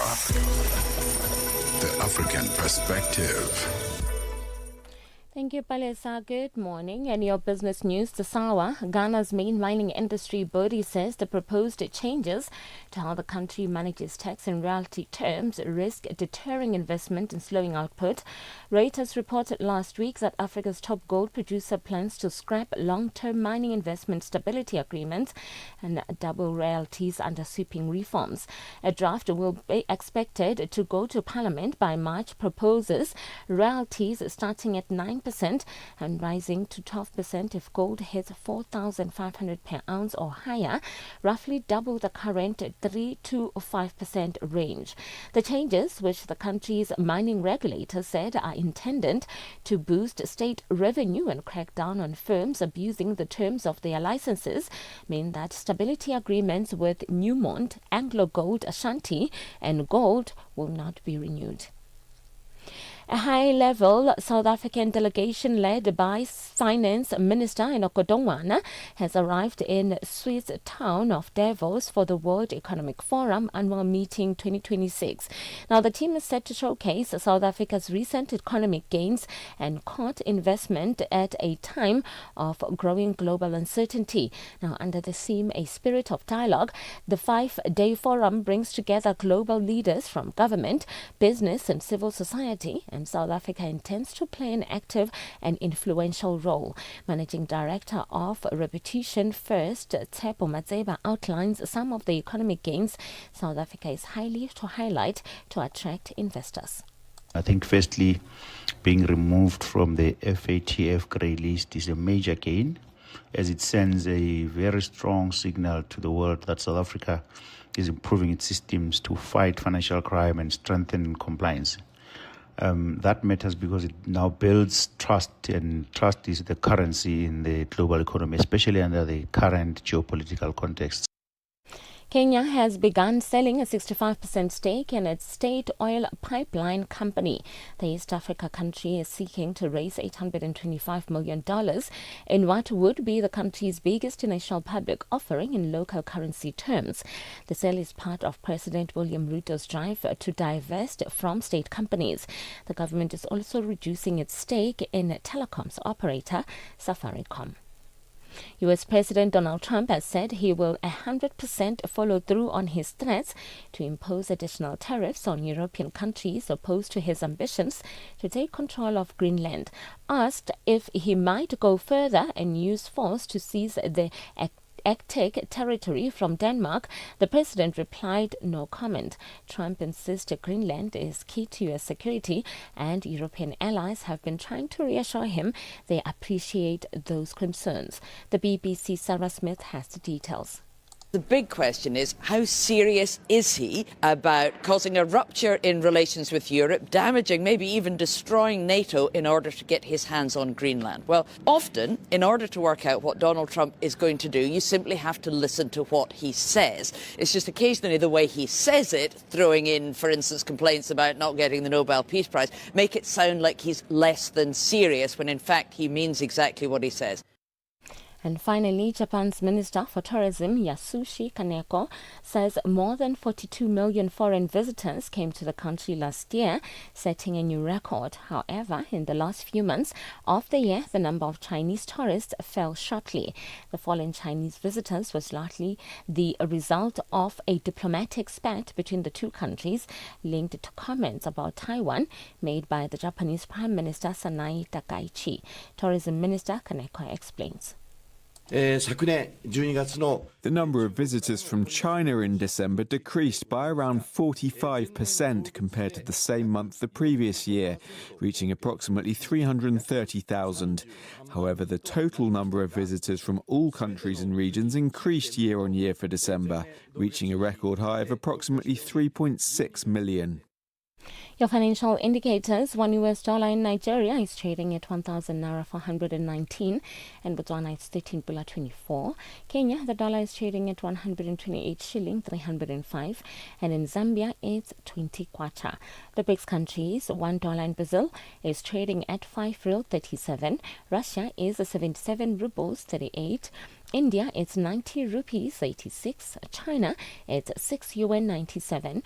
And in South Africa, $1 is trading at 16 rand 41. $1 is trading at 74 pence to the British pound and 84 to the euro. Looking at commodities, gold is trading at $4,668 and platinum at $2,323 per ounce. The price of Brent crude oil is at $63.96 a barrel. Now, for any stories you would like to share with us, please send an email to newsroom@channelafrica.co.za or call us on +27 11 714 4459. For Channel Africa Business, I'm Nosi Posuma.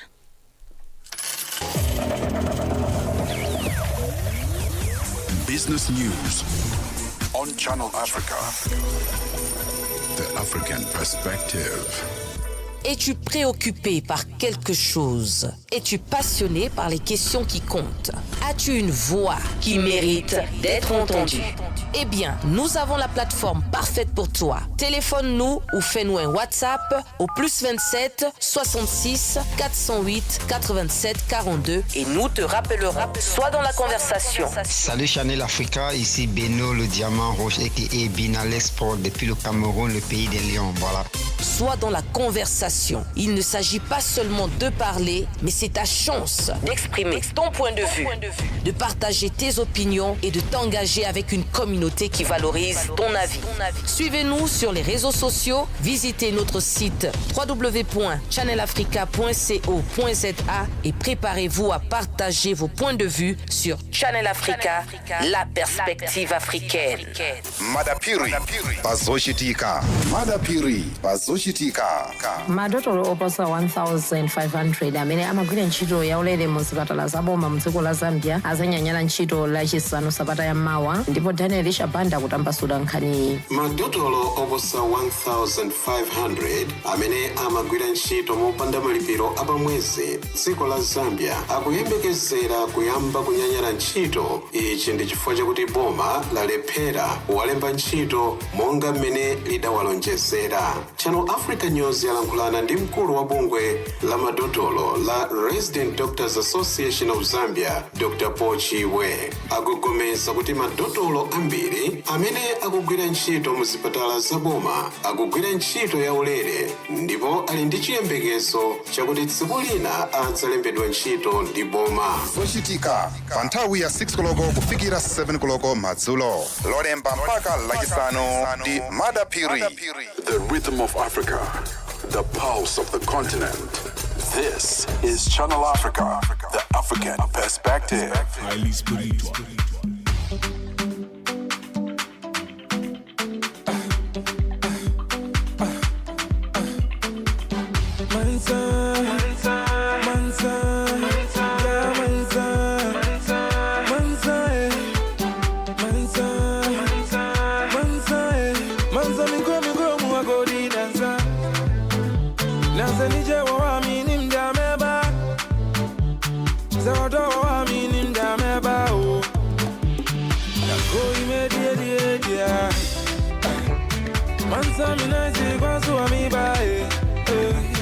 Zakrona duzu akosha unika Yepeti yeni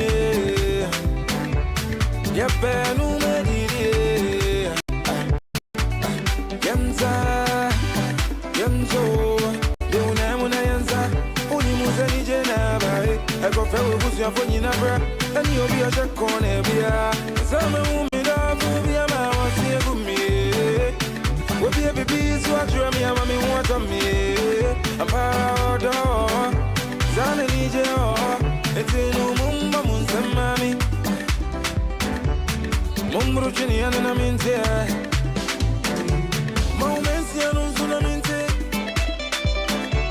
Bomizengu Kewa bomizengu Nako imedi edia Mansa minaisi kwa suwa mi bae Zakrona duzu akosha unika Yepeti yeni Yepenu mediri Nako imedi Mansa minaisi kwa suwa mi bae Zakona duzu kwa unika Yepeti enie Yepenu medidie Yobani obajo bani obajo Yamona nyuake bani obajo Ejaje jaje no fiane jaje Yamona nyuake bani obajo Bani obajo bani obajo Yamona nyuake bani obajo Yake amele yake wonje Omeno mechilie Tuza kwa yebedi yenia yebedi yeba yeba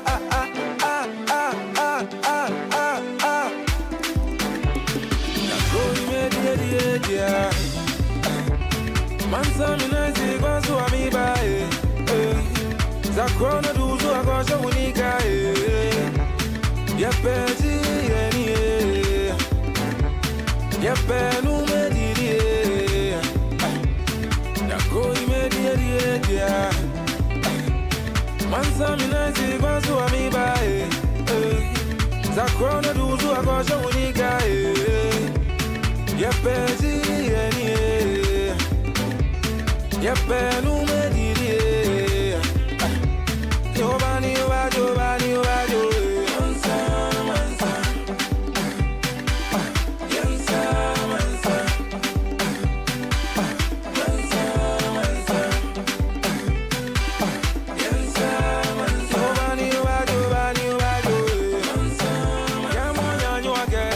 That's Bisa Kide with one titled Mansa. It is 48 minutes past 10 o'clock Central African time. You're listening to Channel Africa, giving you news, information, entertainment from that African perspective. We've been speaking about, coming up with that bravery and saying, I see something wrong happening at the workplace. I'm going to let someone know. Yeah, it's a tricky one, right?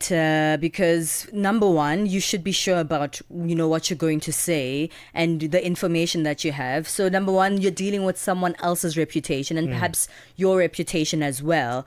But also, we've heard whistleblower stories. You might be dealing, if it's something really big, like, large-scale fraud, large-scale corruption, other people involved outside of the organization, you could also have your life at risk. So, there's so much thought that goes into becoming a whistleblower. But I think Michael is right. We do need more people who come forward with information, because we can't just sit back and say, it's okay, it's all right. People never come forward with information anyway, or saying, I'm too scared to do something. But are we protected? That's the thing. That's what I'm asking, right? Michael was giving us information on, what to read. This is how the law protects you. But are we really protected is what we're asking here. Yeah, man, I was just reading something this morning, and, there are people who do come out and they end up dead. Yes. That's what literally happens. That's the reality. It's the fear, the real fear that exists there. It happens. It's not just the fear. People literally die from being whistleblowers and speaking out. So let's be honest. It's hard to be a whistleblower when you don't have anything to protect you. So, yeah. And also, when there is so much cost that might come to you. You heard Michael saying, go to a lawyer. Yeah. It's going to cost you. Now, to tell on someone else, you have to get a lawyer. You have to pay money for the lawyer to help you out, to assist you. It's a tricky one, but maybe you let us know what you think about this one. And maybe if you've been in a situation where you'd have to be a whistleblower, how did that end up for you? Are they negative? Are they positive stories of whistleblowers as well? That need to be spoken about. Not everything ends in doom and gloom. And sometimes, you become successful as the whistleblower, saying, there is injustice taking place and I'm going to stand up for that. Do you know the right time to speak out, the right time to stay silent? +27 83 288 6684 is our WhatsApp line. Nkhanza zokhudza amuna ndi azimayi kapena kuti gender-based violence, GBV, zikuwononga mioyo komanso kuphwasula midzi. Zikuchitika m'manyumba, m'masukulu, malo ogwirira ntchito, ndipo kwambiri mwakachetechete. Koma sizikuyenera kupitirira. Mukazimva yankhulani. Ngati mwakhuzidwa, funani chithandizo. chifukwa kusachita chilichonse sikuthandiza. Mverani kuma wireless onse 14 a SABC kuchokera lachitatu pa 23 mwezi uno wa Julai kuti mumve zokambirana, malangizo, masewero, zionesero za maphunziro ndi mafunso okhuza nkhanza za amuna ndi azimayi ndi akatswiri, anthu opulumuka ku nkhanzazi, kukhazikitsa lamulo komanso dziko lonse lokhuzidwa ndi nkhanzazi. Zonsezi pa wireless yomwe mumayikonda ya SABC. Imbirani pa nambala 0800 428 428 kuti munene za nkhanzazi kapena kupeza chithandizo. Nkhanza zokhuza amuna ndi azimayi zimatha ndi inu. Uthenga ukufikani kuchokera ku SABC. Africa Update on Channel Africa with Lulu Kabu. Congolese President Felix Tshisekedi has now accused Rwanda of violating the peace deal. Are you surprised at this latest accusation? This is literally days after a signing, a ceremony, so to speak. This is not surprising. I mean, if you ask Paul Kagame, he would also say almost the same thing. One should ask a question. The broker of the peace deal, President Trump, what is it that he wants? Why now?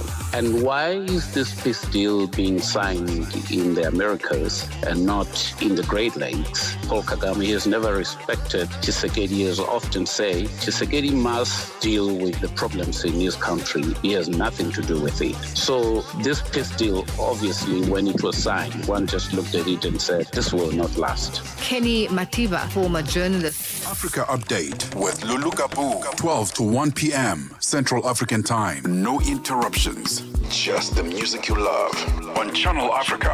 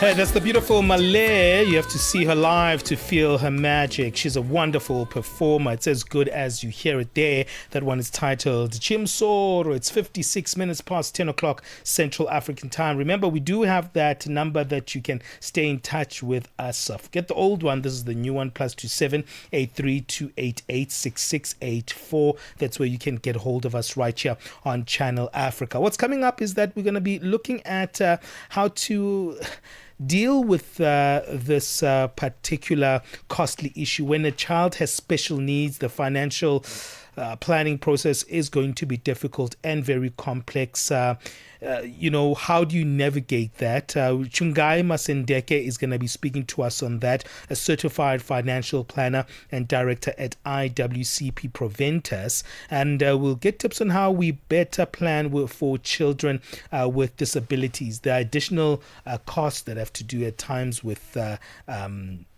surgeries, at times they have to do with medical needs, at times they have to do with personal needs. As they grow, children with disabilities have additional needs as well. In fact, it's possible that when you are a parent of a child with disabilities, you're going to be a parent longer than you are in terms of the responsibilities you have for them than an abled child. So it is a lot of work, and I think at times we can be very insincere on how we see the challenges of parents who have children with disabilities. Absolutely. I mean, raising any child on its own is a costly exercise, Sure. right?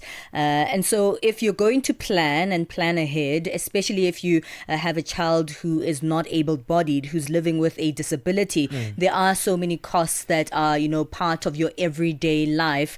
And some of those costs start emotionally, and so hard to plan financially when you're under emotional strain. And I'm also looking forward to actually bringing that in as well, because you have to overcome that hurdle, the emotional hurdle first, as you're planning the finances of raising your child who has a disability, and also just trying to navigate, because sometimes not all the things that you need are accessible in your environment. So it also may have travel costs to go to different environments for medical care. Sometimes travel costs for education needs of that child with a disability, whether it's a mental or physical disability. So it's a really important conversation to engage in. It's our Money Matters feature back in 2026, and we're going to speak all things money. And today we're speaking financial planning for raising kids, but particularly raising kids with special needs. So stay with us in the next hour of the show. Of course, as usual, you can find us on our social media platforms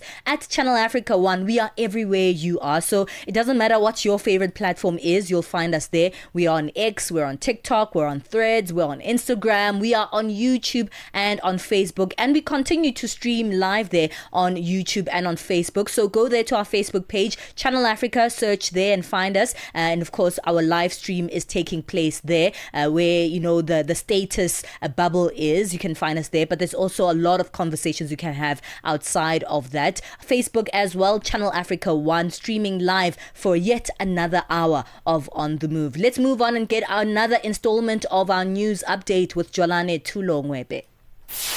Be inspired. Stay informed. Channel Africa, the beauty of life. Now available anytime, anywhere with our new app. SABC News. The African perspective. Thanks, Palesa. Top stories this hour. Over 100 members of Uganda's biggest opposition party charged, and its cervical cancer awareness week over late morning. Over 100 members of Uganda's biggest opposition party have been charged with various offences, including unlawful assembly related to violence around last week's election. That's according to court documents and an opposition official. At least 118 members of the opposition of the National Unity Platform were taken to various courts in the capital Kampala on Monday and charged with offences including unlawful assembly, conspiracy and unlawful possession of election materials. The East African country's veteran leader Yoweri Museveni was declared the landslide winner of the January 15 poll with 71.6% of the vote against his opponent Bobby Wine with 24%. The death toll from the tragic Scholar transport crash involving a minibus taxi and a truck in Vanderbijl Park in South Africa's Gauteng province yesterday has been revised to 12. Gauteng Health and Wellness MEC Nomantu Nkomo Ralehoko has moved to correct misinformation surrounding the tragedy following reports that the death toll had increased. The minibus taxi driver was transporting learners to school when he overtook several vehicles before colliding with the truck. The MEC has dismissed claims that more learners have died. We wish to address and dispel the unverified reports suggesting that the number of fatalities from Vanderbijl learner transport accident has risen to 14. We would like to reiterate that the confirmed number of learners who tragically lost their lives and were collected from the scene remains at 12 as reported yesterday. While moments of crisis can often lead to speculation, the spread of unconfirmed figures and misinformation is causing unnecessary harm. An unroadworthy bus travelling from Malawi to South Africa's Gauteng province has been intercepted on the N1 outside Polokwane in the Limpopo province. Transport Department spokesperson Matume Dauyatswala says the bus was short of 2 wheels and has a copied disc that does not correspond with the vehicle identification number plate. Dauyatswala says the bus posed a risk to passengers and other road users. The operating license had expired on July 31, 2025. Compounding the safety concerns, 2 wheels on the driving aisle's axle were missing, rendering the vehicle unroadworthy. The driver and operator will face further investigation and action. This week marks Cervical Cancer Awareness Week globally, and experts are trying to raise the alarm to ensure more girls get vaccinated and women go for screenings. According to Cancer Association of South Africa, Cancer, cervical cancer is the second most common cancer among South African women, but the leading cancer of which women die. National Manager for Health Programs at Cancer, Lorraine Govender, says cervical cancer can be successfully treated should it be detected early on. Cervical cancer is the second most common cancer affecting women in South Africa after breast cancer. However, it is the leading cause of cancer-related death. So if you think about it, we say breast cancer is the most common cancer, cervical cancer the second most common cancer, but yet more women are dying from cervical cancer in South Africa. So we ask ourselves, why? Why is this so? Why is it the second most common cancer? And what is important for the listeners to note is the good news is this cancer can be completely eliminated.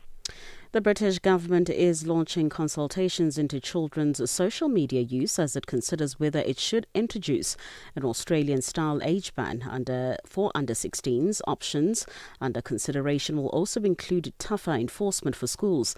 The BBC's Zoe Kleinman has the details. Blocking British children's access to social media and restricting addictive features such as streaks, which count your daily interactions with an app, and infinite scrolling, where the content never runs out, are measures to be considered. The consultation will also examine whether Australia's social media ban for under-16s, which came into force last month, has worked so far. But this doesn't mean the UK will necessarily follow suit. Some academics and child safety campaigners fear a ban could have unintended consequences, such as tempting children into darker corners of the internet. Recapping the top story this hour, over 100 members of Uganda's biggest opposition party have been charged with various offences, including unlawful assembly related to violence around last week's election. That's according to court documents and an opposition official. For any news stories you would like to share with us, please do send an email to newsroom@channelafrica.co.za or call us on +27 11 714 4459. For Channel Africa News, I'm Jolani Tulo Webe. SABC News. The African Perspective. Download the SABC app and take Channel Africa with you everywhere you go. On the Move with Benjamin and Palesa every weekday on Channel Africa, The African Perspective.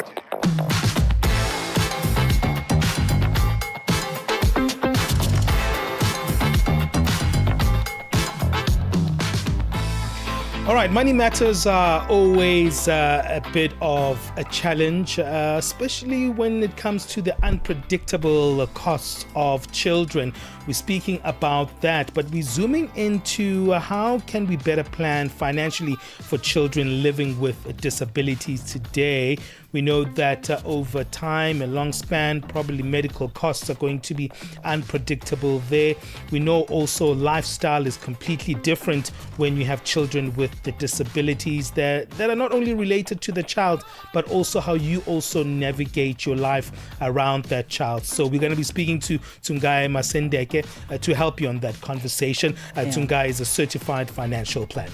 Look, it's hard enough to plan financially for all children, let alone those who have special needs and live with a disability. So I'm looking forward to this conversation and also just understanding the dynamics that parents need to navigate when they're making those financial plans. Stay with us at Channel Africa 1 on our various social media platforms. We are streaming live on Facebook. There's a great comment section there where you can let us know where you're listening to us from and, of course, engage in the conversations of the day. Streaming as well on our Facebook and as a YouTube page as well. So there's also a great comment section there too where we can engage further. But don't forget, our WhatsApp line is +27 83 288 6684. We'd love to hear from you. This is On The Move. It's another hour of the show.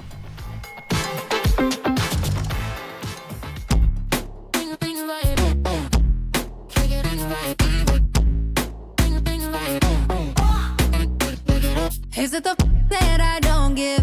Is it the man that I don't miss? Is the song why we get along? Or am I coming on a little strong? Is it the way this dress unzips? Is it the girls that I came with? Cause the more that they tell me don't, is the more that it turn me on. I can't leave, I can't leave. Leave you alone with your eyes on me, no. I can't leave, I can't leave. Dancing alone to look right on me, yeah. I can't leave, I can't leave. Leave you alone with your eyes on me, no. I can't leave, I can't leave. Dancing alone to look right on me. Is it wrong that I wanna get right? Wanna get right with you? Is it wrong that I wanna get right? Wanna get right? Is it the cup where it leaves my lips that got me thinking things like this? Like what it's like when you take me home, and what it's like when you take it off. Is it the ideas that I like, or do I really wanna make you mine? Or do we leave it all on the floor? Either way, I need a little more.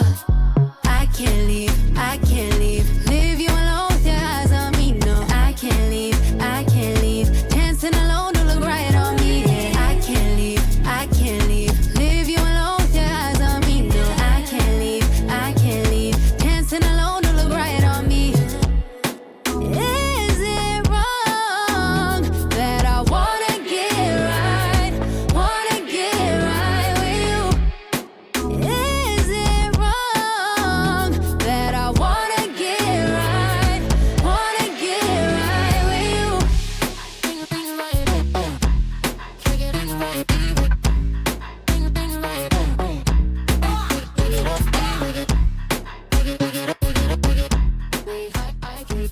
South Africa's superstar, that is Tyler with one titled Is It. Let's take a break. We'll be back with our Money Matters conversation.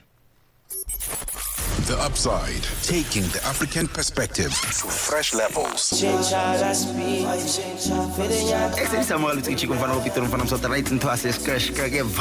From Channel Africa, about to have ourselves a good time right now. One twara.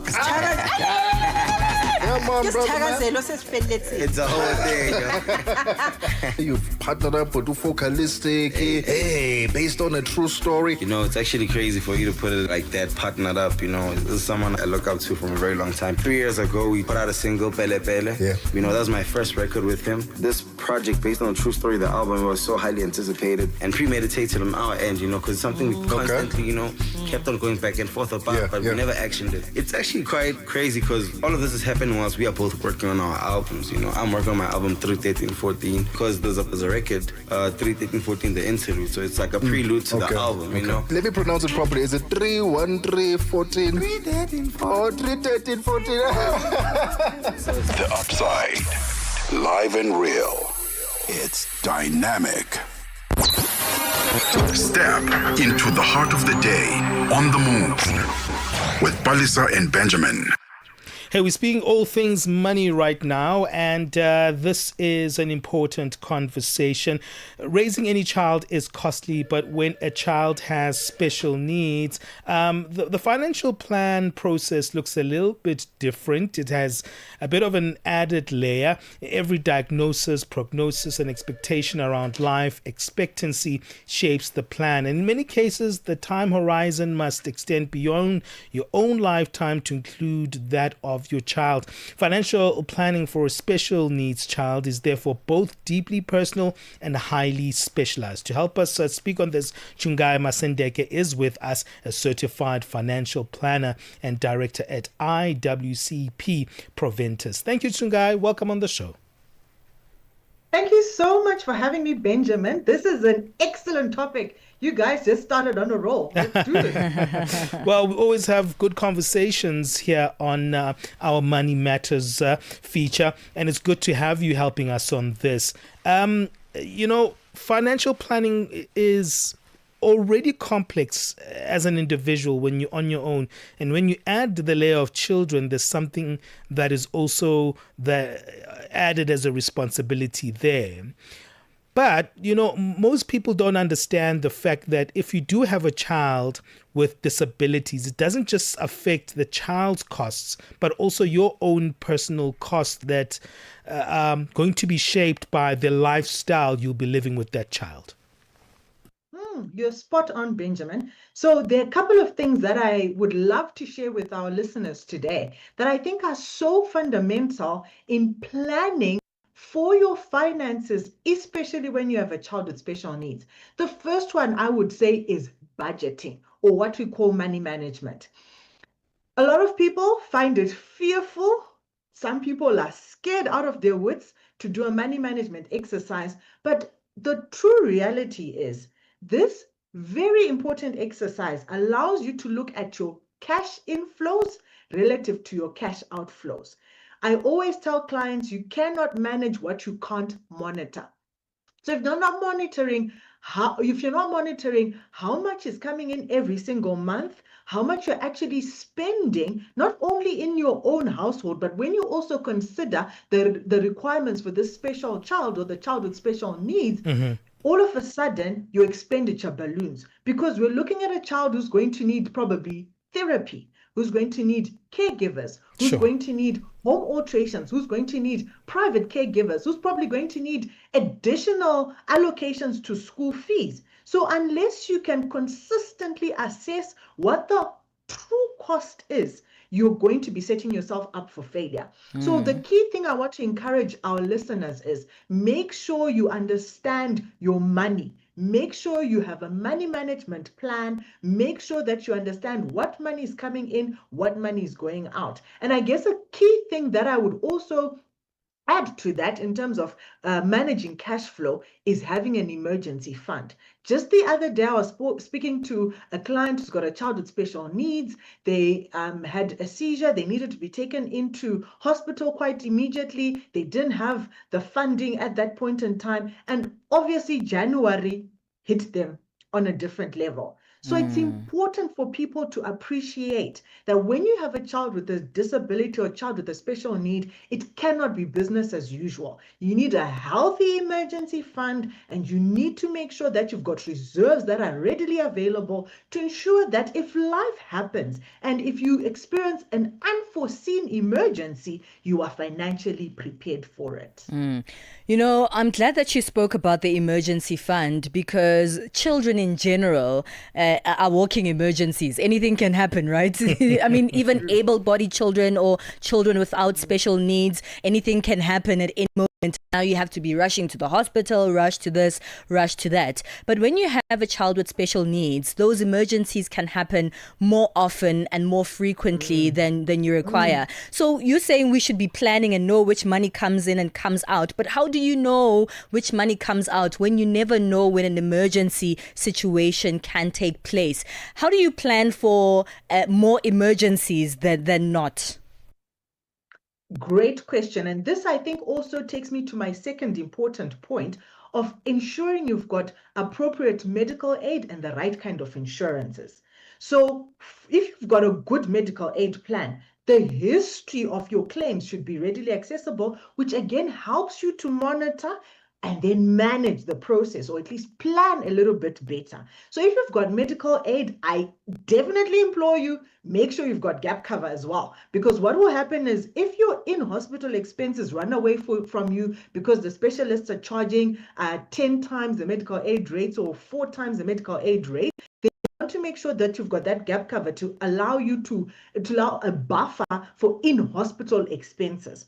So if you're on a medical aid, you can definitely use that to monitor and measure, how often have we been in hospital?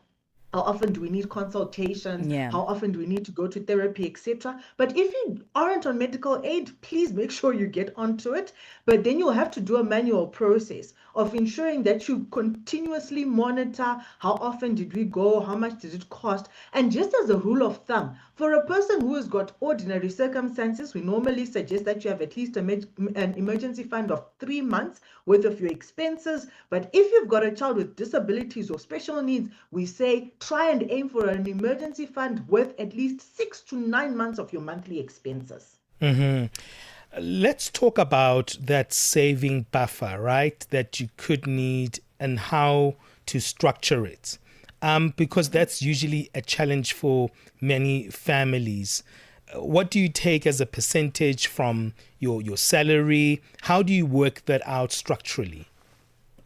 So I do have a fantastic model that I encourage my clients to use, and I call this the Penta rule. Under normal circumstances, all right, we would say allocate 50% of your income towards living expenses. Then 10% must be utilized for short-term goals such as an emergency fund. Then another 10% must be used for medium-term goals, for example, education funding. And here you should understand that the education funding for special needs or disability or children with disabilities is significantly higher. So you might have to actually increase that to maybe 15%. Then the next 10%, you must actually use that for what you call our long-term planning. So this can be things like retirement planning. It can be to renovate a home, even to ensure that the special needs child is progressively provided with the right kind of medical equipment in the home. And then another 10% you'd utilize for what we call larger than life things. So this is where we say, YOLO, you only live once. As much as you have this financial obligation and responsibility, live a little. Sure. Enjoy a holiday here and there if obviously you can afford it, but still enjoy life in spite of the circumstances. Because what I found is when you have a child with special needs, sometimes you get so ingrained in looking after them, you forget about your own personal well-being, you forget about the well-being of siblings even, you forget that the other children in the household also need to be looked after, and they also need to have a normal experience or a close to normal experience in life. So 50% to expenses, living costs, 10% short-term goals like emergency funds, 10% medium-term goals, 10% to long-term goals like retirement planning, another 10% to living life, philanthropy, YOLO, and then another 10% towards debt management. So that can be a good guide, the Penta rule. I really how you say YOLO. It's like, let's go for it. And, that aspect of fun is something that I'd like us to include, because I think when we do budget for children with disabilities, we think about the emergencies, and I think we've also emphasized a lot on that, but there are also kind of recreational things that you have to think about with children with disabilities. So the fun element is also something that you should also think about, Shungai, but we'll speak about that after the break. Shungai Masendek is joining us, having a wonderful conversation here, tips on how we can get better in planning for children living with disabilities. Shungai is a certified financial planner and director of IWCP Preventers. We'll continue the conversation after this short break. Parlez-vous couramment le français? Êtes-vous passionné par la radio? Et êtes-vous qualifié pour travailler en Afrique du Sud? Envoyez-nous votre CV et votre 3 minutes démo en MP3 à @channelafrica.co.za pour avoir une chance de rejoindre la famille Channel Africa. Si vous n'avez pas de réponse après 14 jours, cela signifie que vous n'avez pas été retenu. Channel Africa, la perspective africaine. Hashtag on the move and connect with us. How can you plan better financially if you have a special needs child or a child with special needs or living with a disability? That's the conversation we're having for today's Money Matters. Still joining us on this one is Tsungai Masendeke, Certified Financial Planner and Director at IWCP Preventus.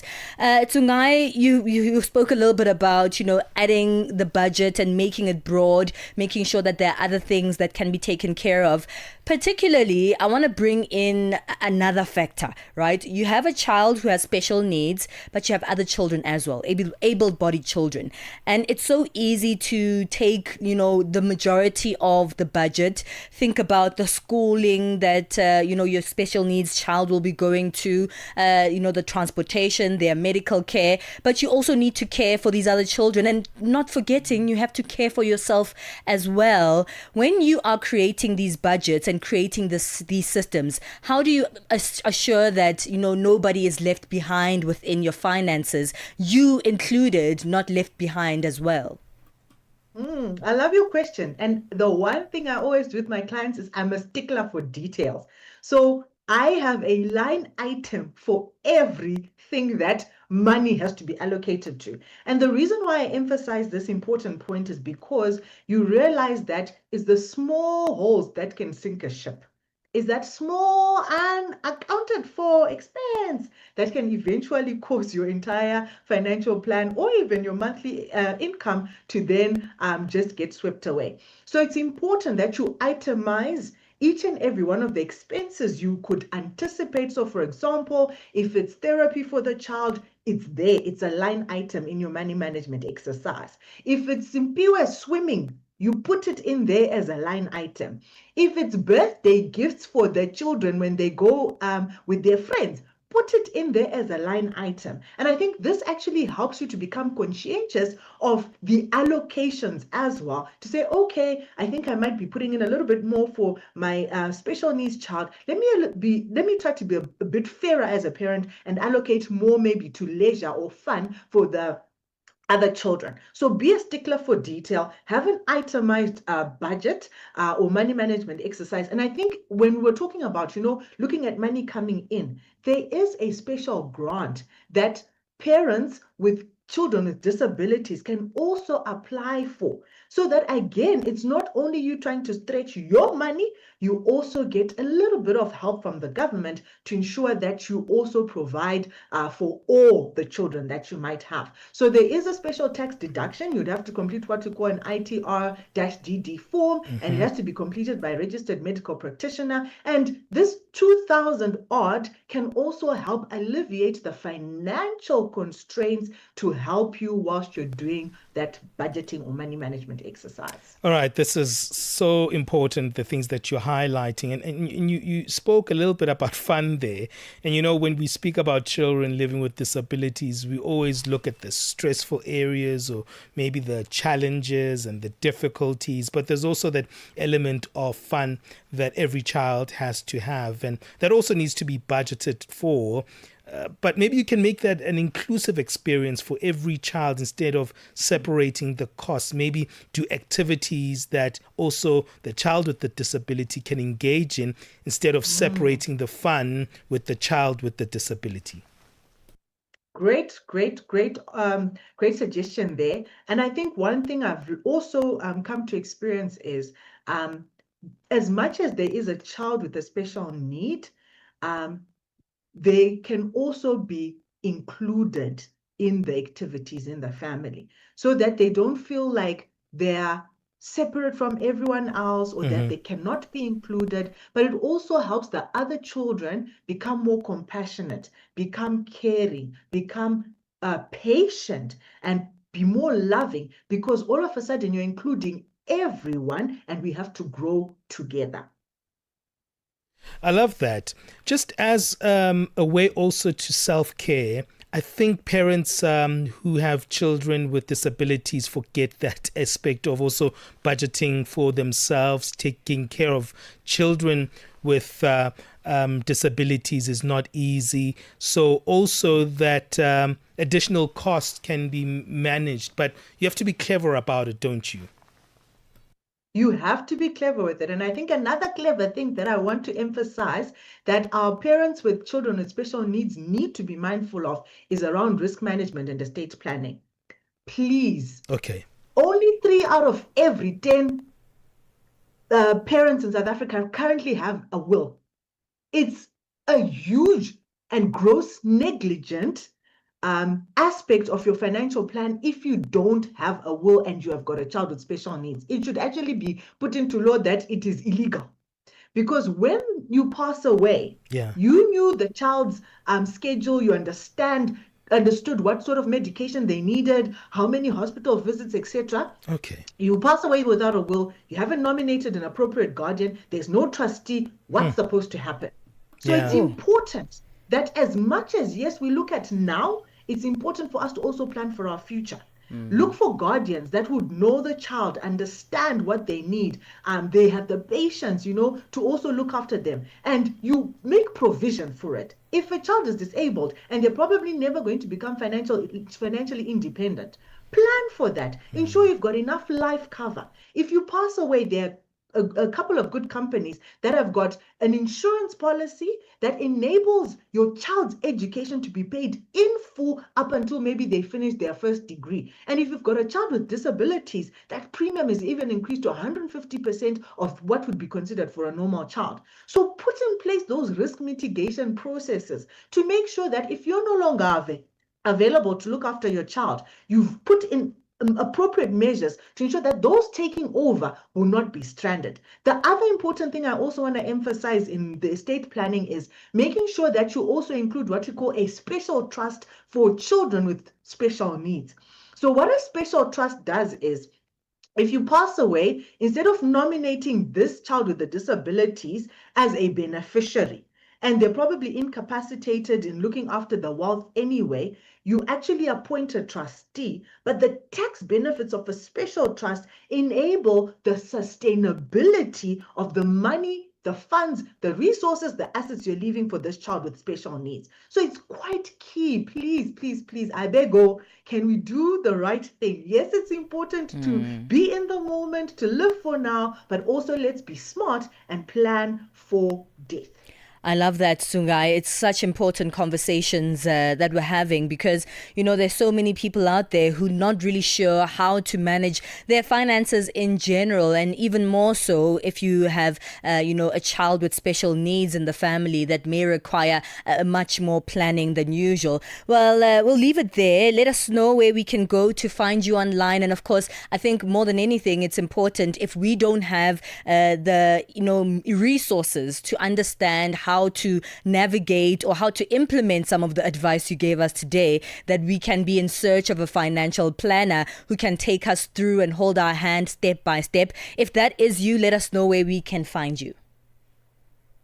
That is definitely me. So people can find me on sungai.masendeke@liblink.co.za. They can also send me a message on LinkedIn. It's Sungai Masendeke. And if you're brave enough, feel free to WhatsApp me on 073-519-2358. Thank you so much. It's always a pleasure to chat to you, Tsungai. You make speaking about money so much more fun, especially with your bubbly energy. So we appreciate your time this morning. Thank you so much for having me and have a beautiful day further. Have an incredible day. That's Certified Financial Planner and Director at IWCP Preventers, Tsungai Masendeke, helping us get tips on how we can plan better for your children who live with disabilities or have special needs. Great conversation there. Let us know what you think at Channel Africa 1 on social media. It's almost 11:30. Let's get once again our latest sports news. Sports on Channel Africa. The African perspective. Let's kick off with football news this hour. Senegal veteran midfielder Idris Gana Gueye believes the Lions of Teranga were deserved winners of the Africa Cup of Nations title on Sunday night. Senegal edged host Morocco 1-0 after extra time in a fiercely contested final, a match marked by high emotion and controversy, both on and off the pitch. Speaking after the trophy presentation, Senegal's second AFCON title, the Everton midfielder admitted he was overwhelmed by the magnitude of the moment. I cannot explain it because it's the moment. At this moment, we just feel really proud and very happy for what we did on the pitch. And we fight till the end for our country, for our badges, and today we are really happy to win these trophies again. We deserve it, and our country deserve it, and the young lads deserve it. Goye talked up the squad after players stepped up when coach Pape Thiaw was forced to rotate due to suspensions, illness and injuries. Yeah, we said it before the tournament, like we will need everybody. It's not 11 players who will win the tournament, but the groups, and we show it the last game when Khalidou get the yellow card and get injured, and every time the lads come, the young players come on the pitch, they deliver and they show like they have the character and they have the quality to defend our colors. On to volleyball news. The Confederation of African Volleyball, CAVB Zone 5, have postponed the Zone 5 Club Championship for both men and women, which was scheduled to take place in Kenya from the 8th to the 16th of February. In a circular address to the presidents of Zone 5 member federations, CAV Zone 5 President Sadiq Nasibu confirmed that the decision was reached after the Kenya Volleyball Federation indicated its inability to host the championship. The annual regional tournament brings together top club sides from 12 countries within Zone 5, including Kenya, Uganda, Rwanda, Tanzania, Ethiopia, and Egypt, and serves as a key qualification and ranking platform for clubs on the continental stage. Kenya, a traditional powerhouse in the region, had been expected to host clubs from across East and North Africa, with local teams eyeing a strong showing on home soil. The delay now shifts focus to the forthcoming announcement as clubs and federations await clarity on logistics and revised timelines. And on to boxing news. Eddie Hearn says Tyson Fury is still in his prime and that his return is great for boxing. 37-year-old confirmed earlier this month he will fight again in 2026, nearly a year after announcing retirement. Fury has not boxed since back-to-back points defeats to Alexander Usyk in December 2024 and is expected to take a warm-up bout before facing one of the division's big names later this year. A clash with Anthony Joshua had been mooted, but Joshua is currently taking time away from the sport following a fatal car crash in Nigeria that claimed the lives of two close friends and team members. Joshua, who suffered minor injuries, has returned to the UK, with Hearn stressing only Joshua can decide his future.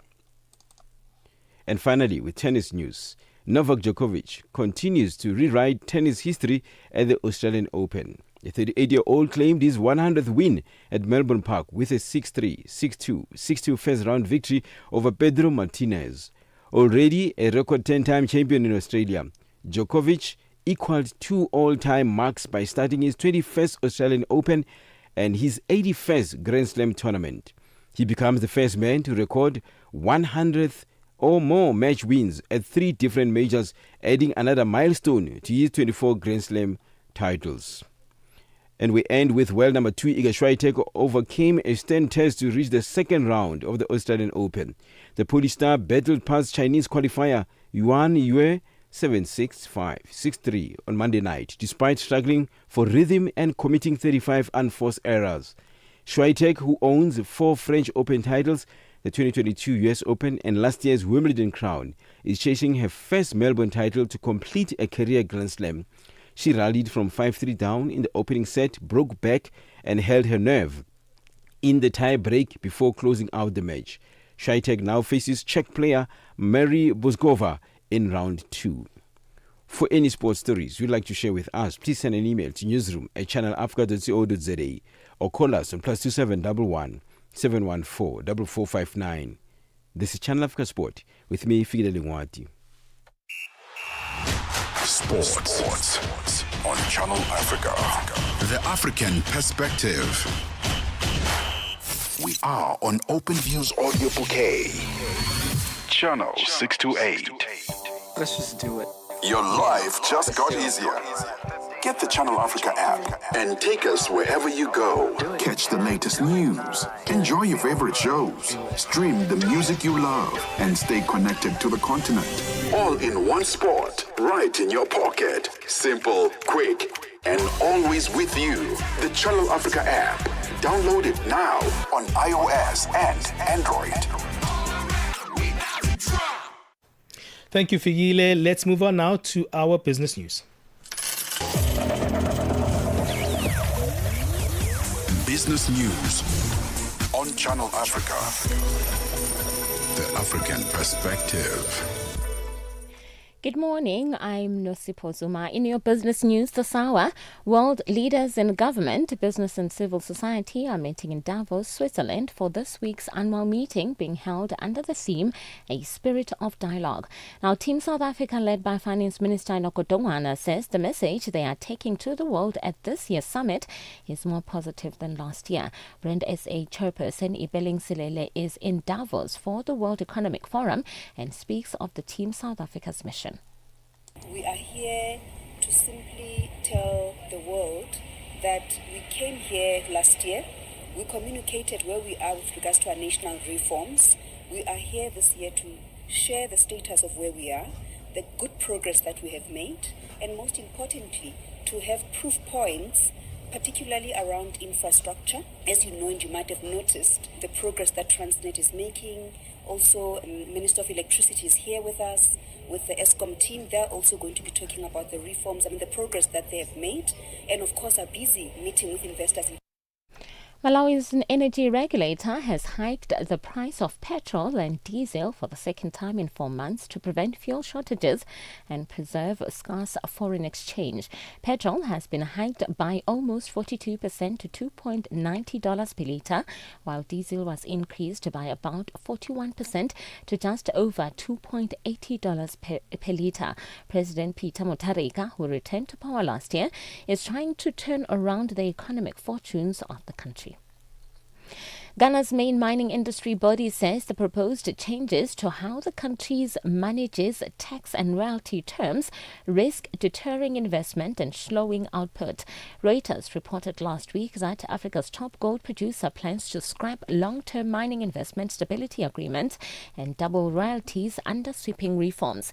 A draft bill expected to go to Parliament by March proposes royalties starting at 9% and rising to 12% if gold hits 4,500 per ounce or higher, roughly double the current 3 to 5% range. The changes, which the country's mining regulator said are intended to boost state revenue and crack down on firms abusing the terms of their licenses, mean that stability agreement with Newmont, Anglo Gold Ashanti and Gold will not be renewed. Kenya has begun selling a 65% stake in its state oil pipeline company.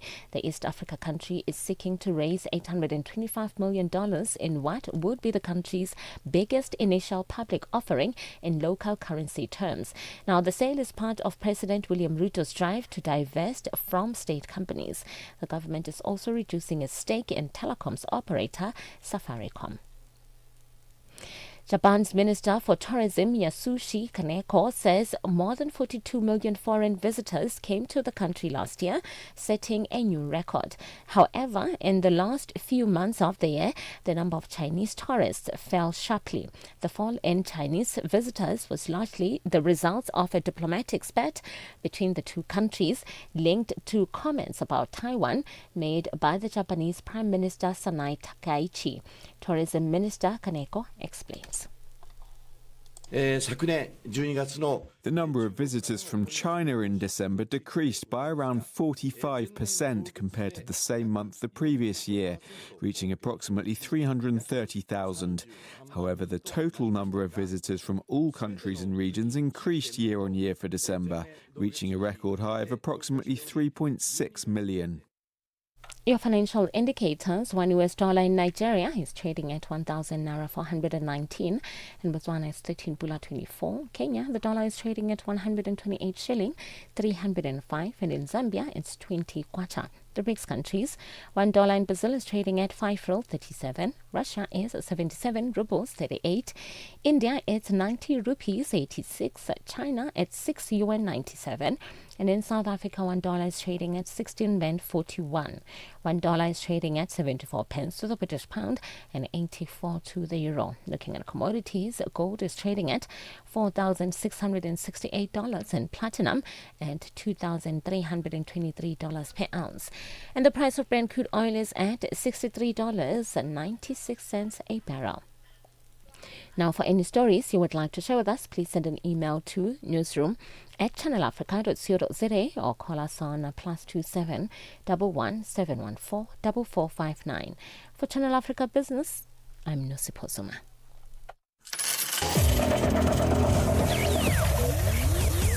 Business news on Channel Africa. The African perspective.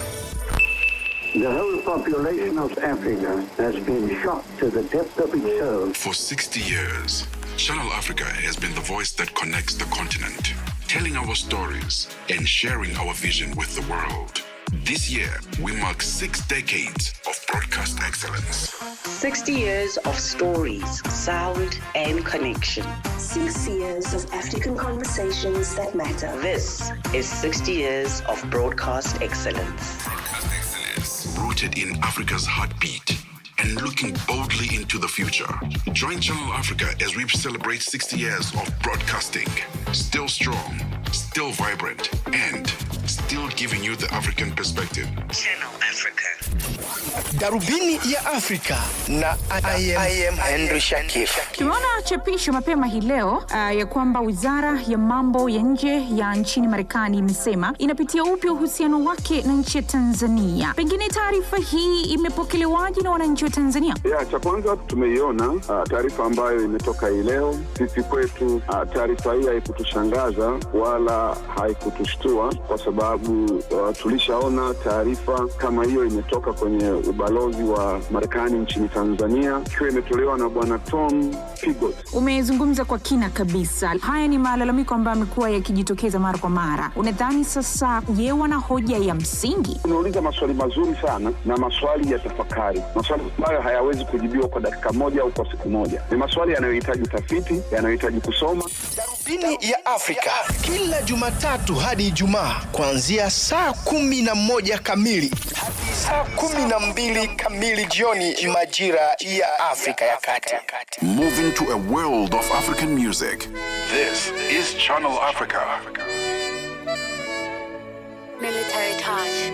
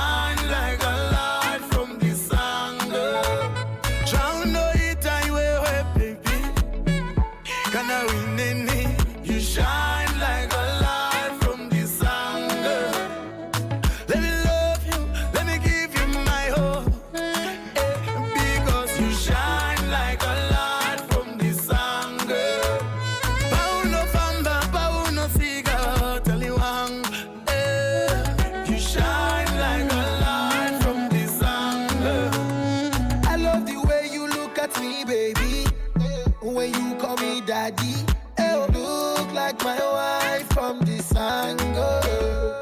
Chow no eat way, baby. And I wherever you are, girl, I want go. Ruvarangu, Dali Wangu, Ruvarangu, Dali Wangu. Girl, I love you. Girl, I need you always. Everything for you, eh. She fall on you, eh. I love the way you look at me, baby. And you call me Teddy. You shine like a light from this angle. Shall know it, I will, baby. And I win and me. You shine like a light from this angle. Let me love you, let me give you my all. Yeah, you shine like a light from this angle. Pauno bamba, pauno figure, tell me one. Yeah, you shine like a light from this angle. Liggy, liggy, liggy, boom, magali. Girl, I need you always. Ah, Ino singles, I'm sorrow, ino panika mikono. Everything for you, eh. My love will never die, oh. Oh, I'm gonna see you while. You don't leave me, don't let me go. Don't leave me, don't let me go. Malele na di valley, oh. My love will never die. Oh, I'm gonna see you while.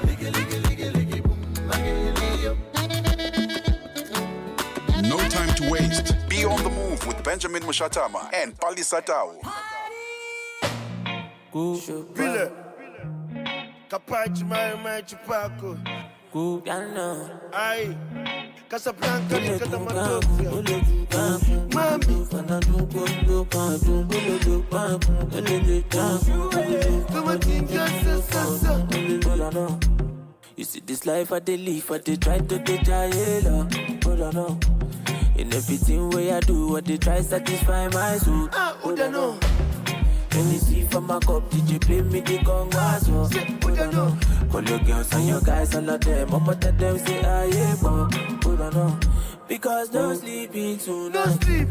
Child in my cup, oh. God tell me what's up. I cannot keep myself, oh. I say no sleeping tonight. No sleep. Child in my cup, oh. God tell me what's up. I cannot keep myself,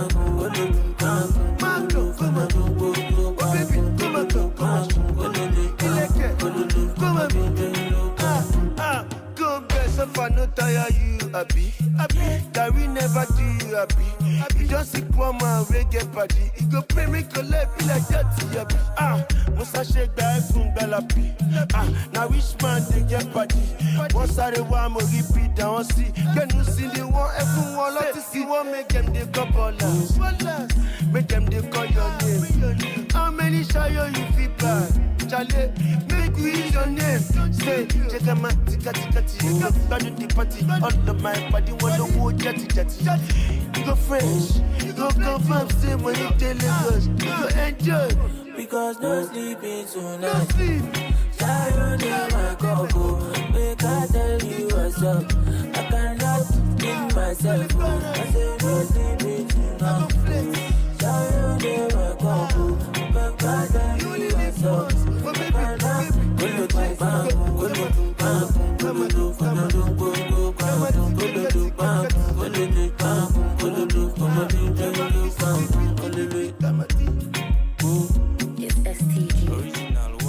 Wonder Banton on that one with Zlatan with one titled No Sleeping. And before that, you had My Lily by Jay Praiser with the incredible Davido. Let's take a break. We'll be back.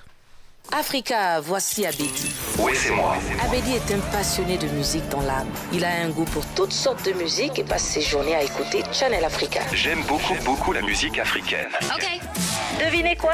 Channel Africa veut aider Abedi et les mélomanes du monde entier à découvrir encore plus de musique incroyable.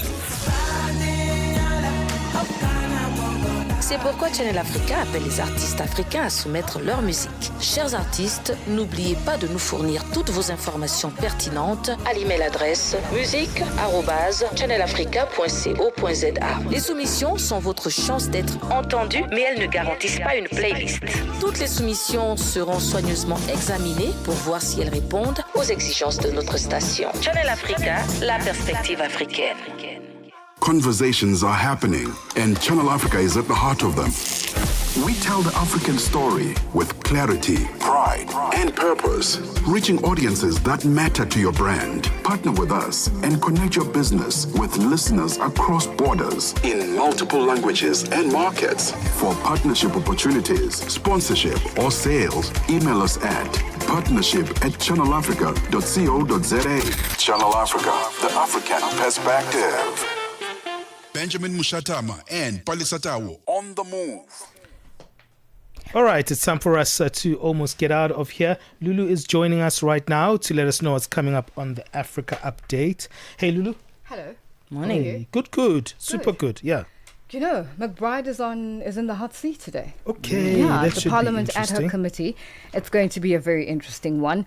Already there were issues about why he was not in chambers at exactly 11 o'clock. Sure.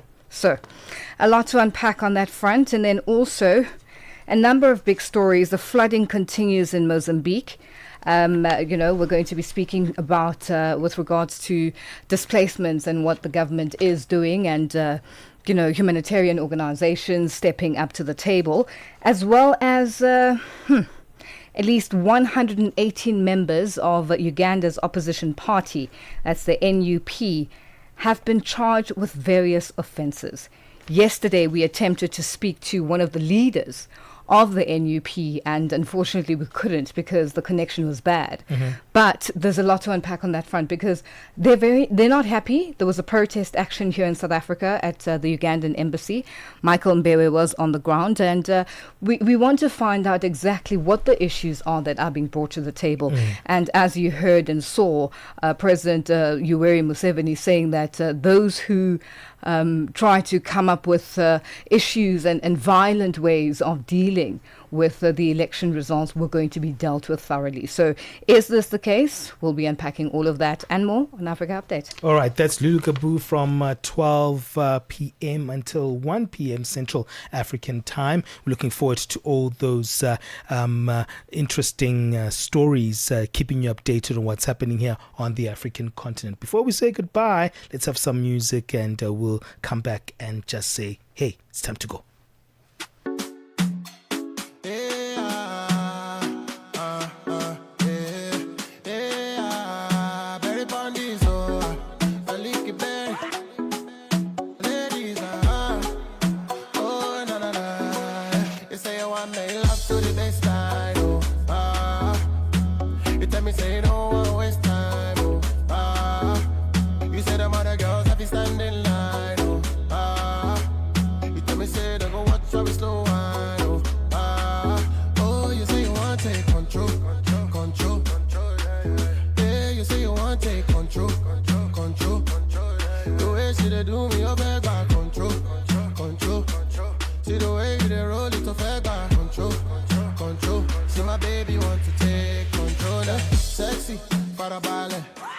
So you want to take charge, okay? Girl, I no mind. Go do your thing, girl, I'll be quiet, yeah. I don't lie. Baby, when I say it's your time, you say make her hold tight. Now she says she want give me that African waist like Tiwa. She want give me that work like Rihanna. Yeah, Jerry Bush, she rotate TD like a tire. Yeah, she dey make man stand ovation. Abaka don't cause inflation for the nation. You say you want me love to the best time, oh. You tell me say you don't want to waste time, oh. You say them other girls have to stand in line, oh. You tell me say they go watch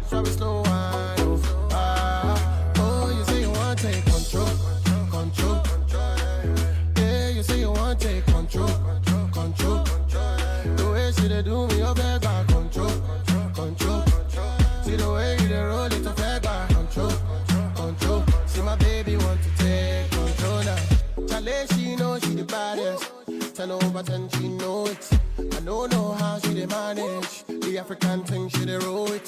Fine face like Genevieve. Anything you want, I go be. I be right here, I don't leave. All my love, girl, me, she give me African waist like Tiwa. She want give me that work like Rihanna. Yeah, Jerry Bush, she rotate TD like a tie. Yeah, she dey make man stand ovation. Abaka don't cause inflation for the nation. You say you want me love to the best time. You tell me say you don't want waste time. You say them other girls have to stand in line. Hey, that's Malik Berry with one titled Control. We're getting out of here. Yes, we are. Yeah, man, it was a good Tuesday edition of On the Move. Goodbye, everyone. It's been a good one. Have yourself a fantastic day. From myself, Palesa Tau. See you tomorrow. All right, we leave you with some music from Younger Chief. That one is titled What If from Ghani. Till next time, God bless.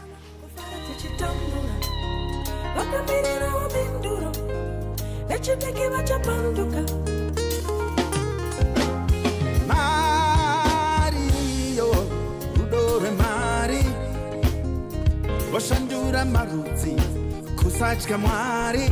Watora matara kufara tichitambura, akapirira uminduro, lechimike vachapanduka. Pamsoroje, iano kekedza meno wasitenti sitiripa.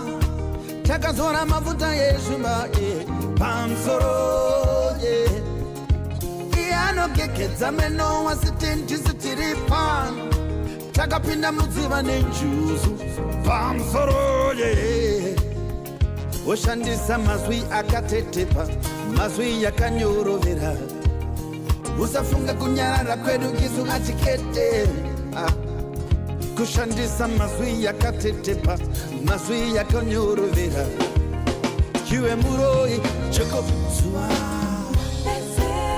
vezera avo vana vovakwekura vechidiki vakamirira vominduro choko zuwa vezera avo vana vakwekura vechidiki vakamirira rusununguko choko zuwa vezera avo vana vovakwekura vechidiki vakamiri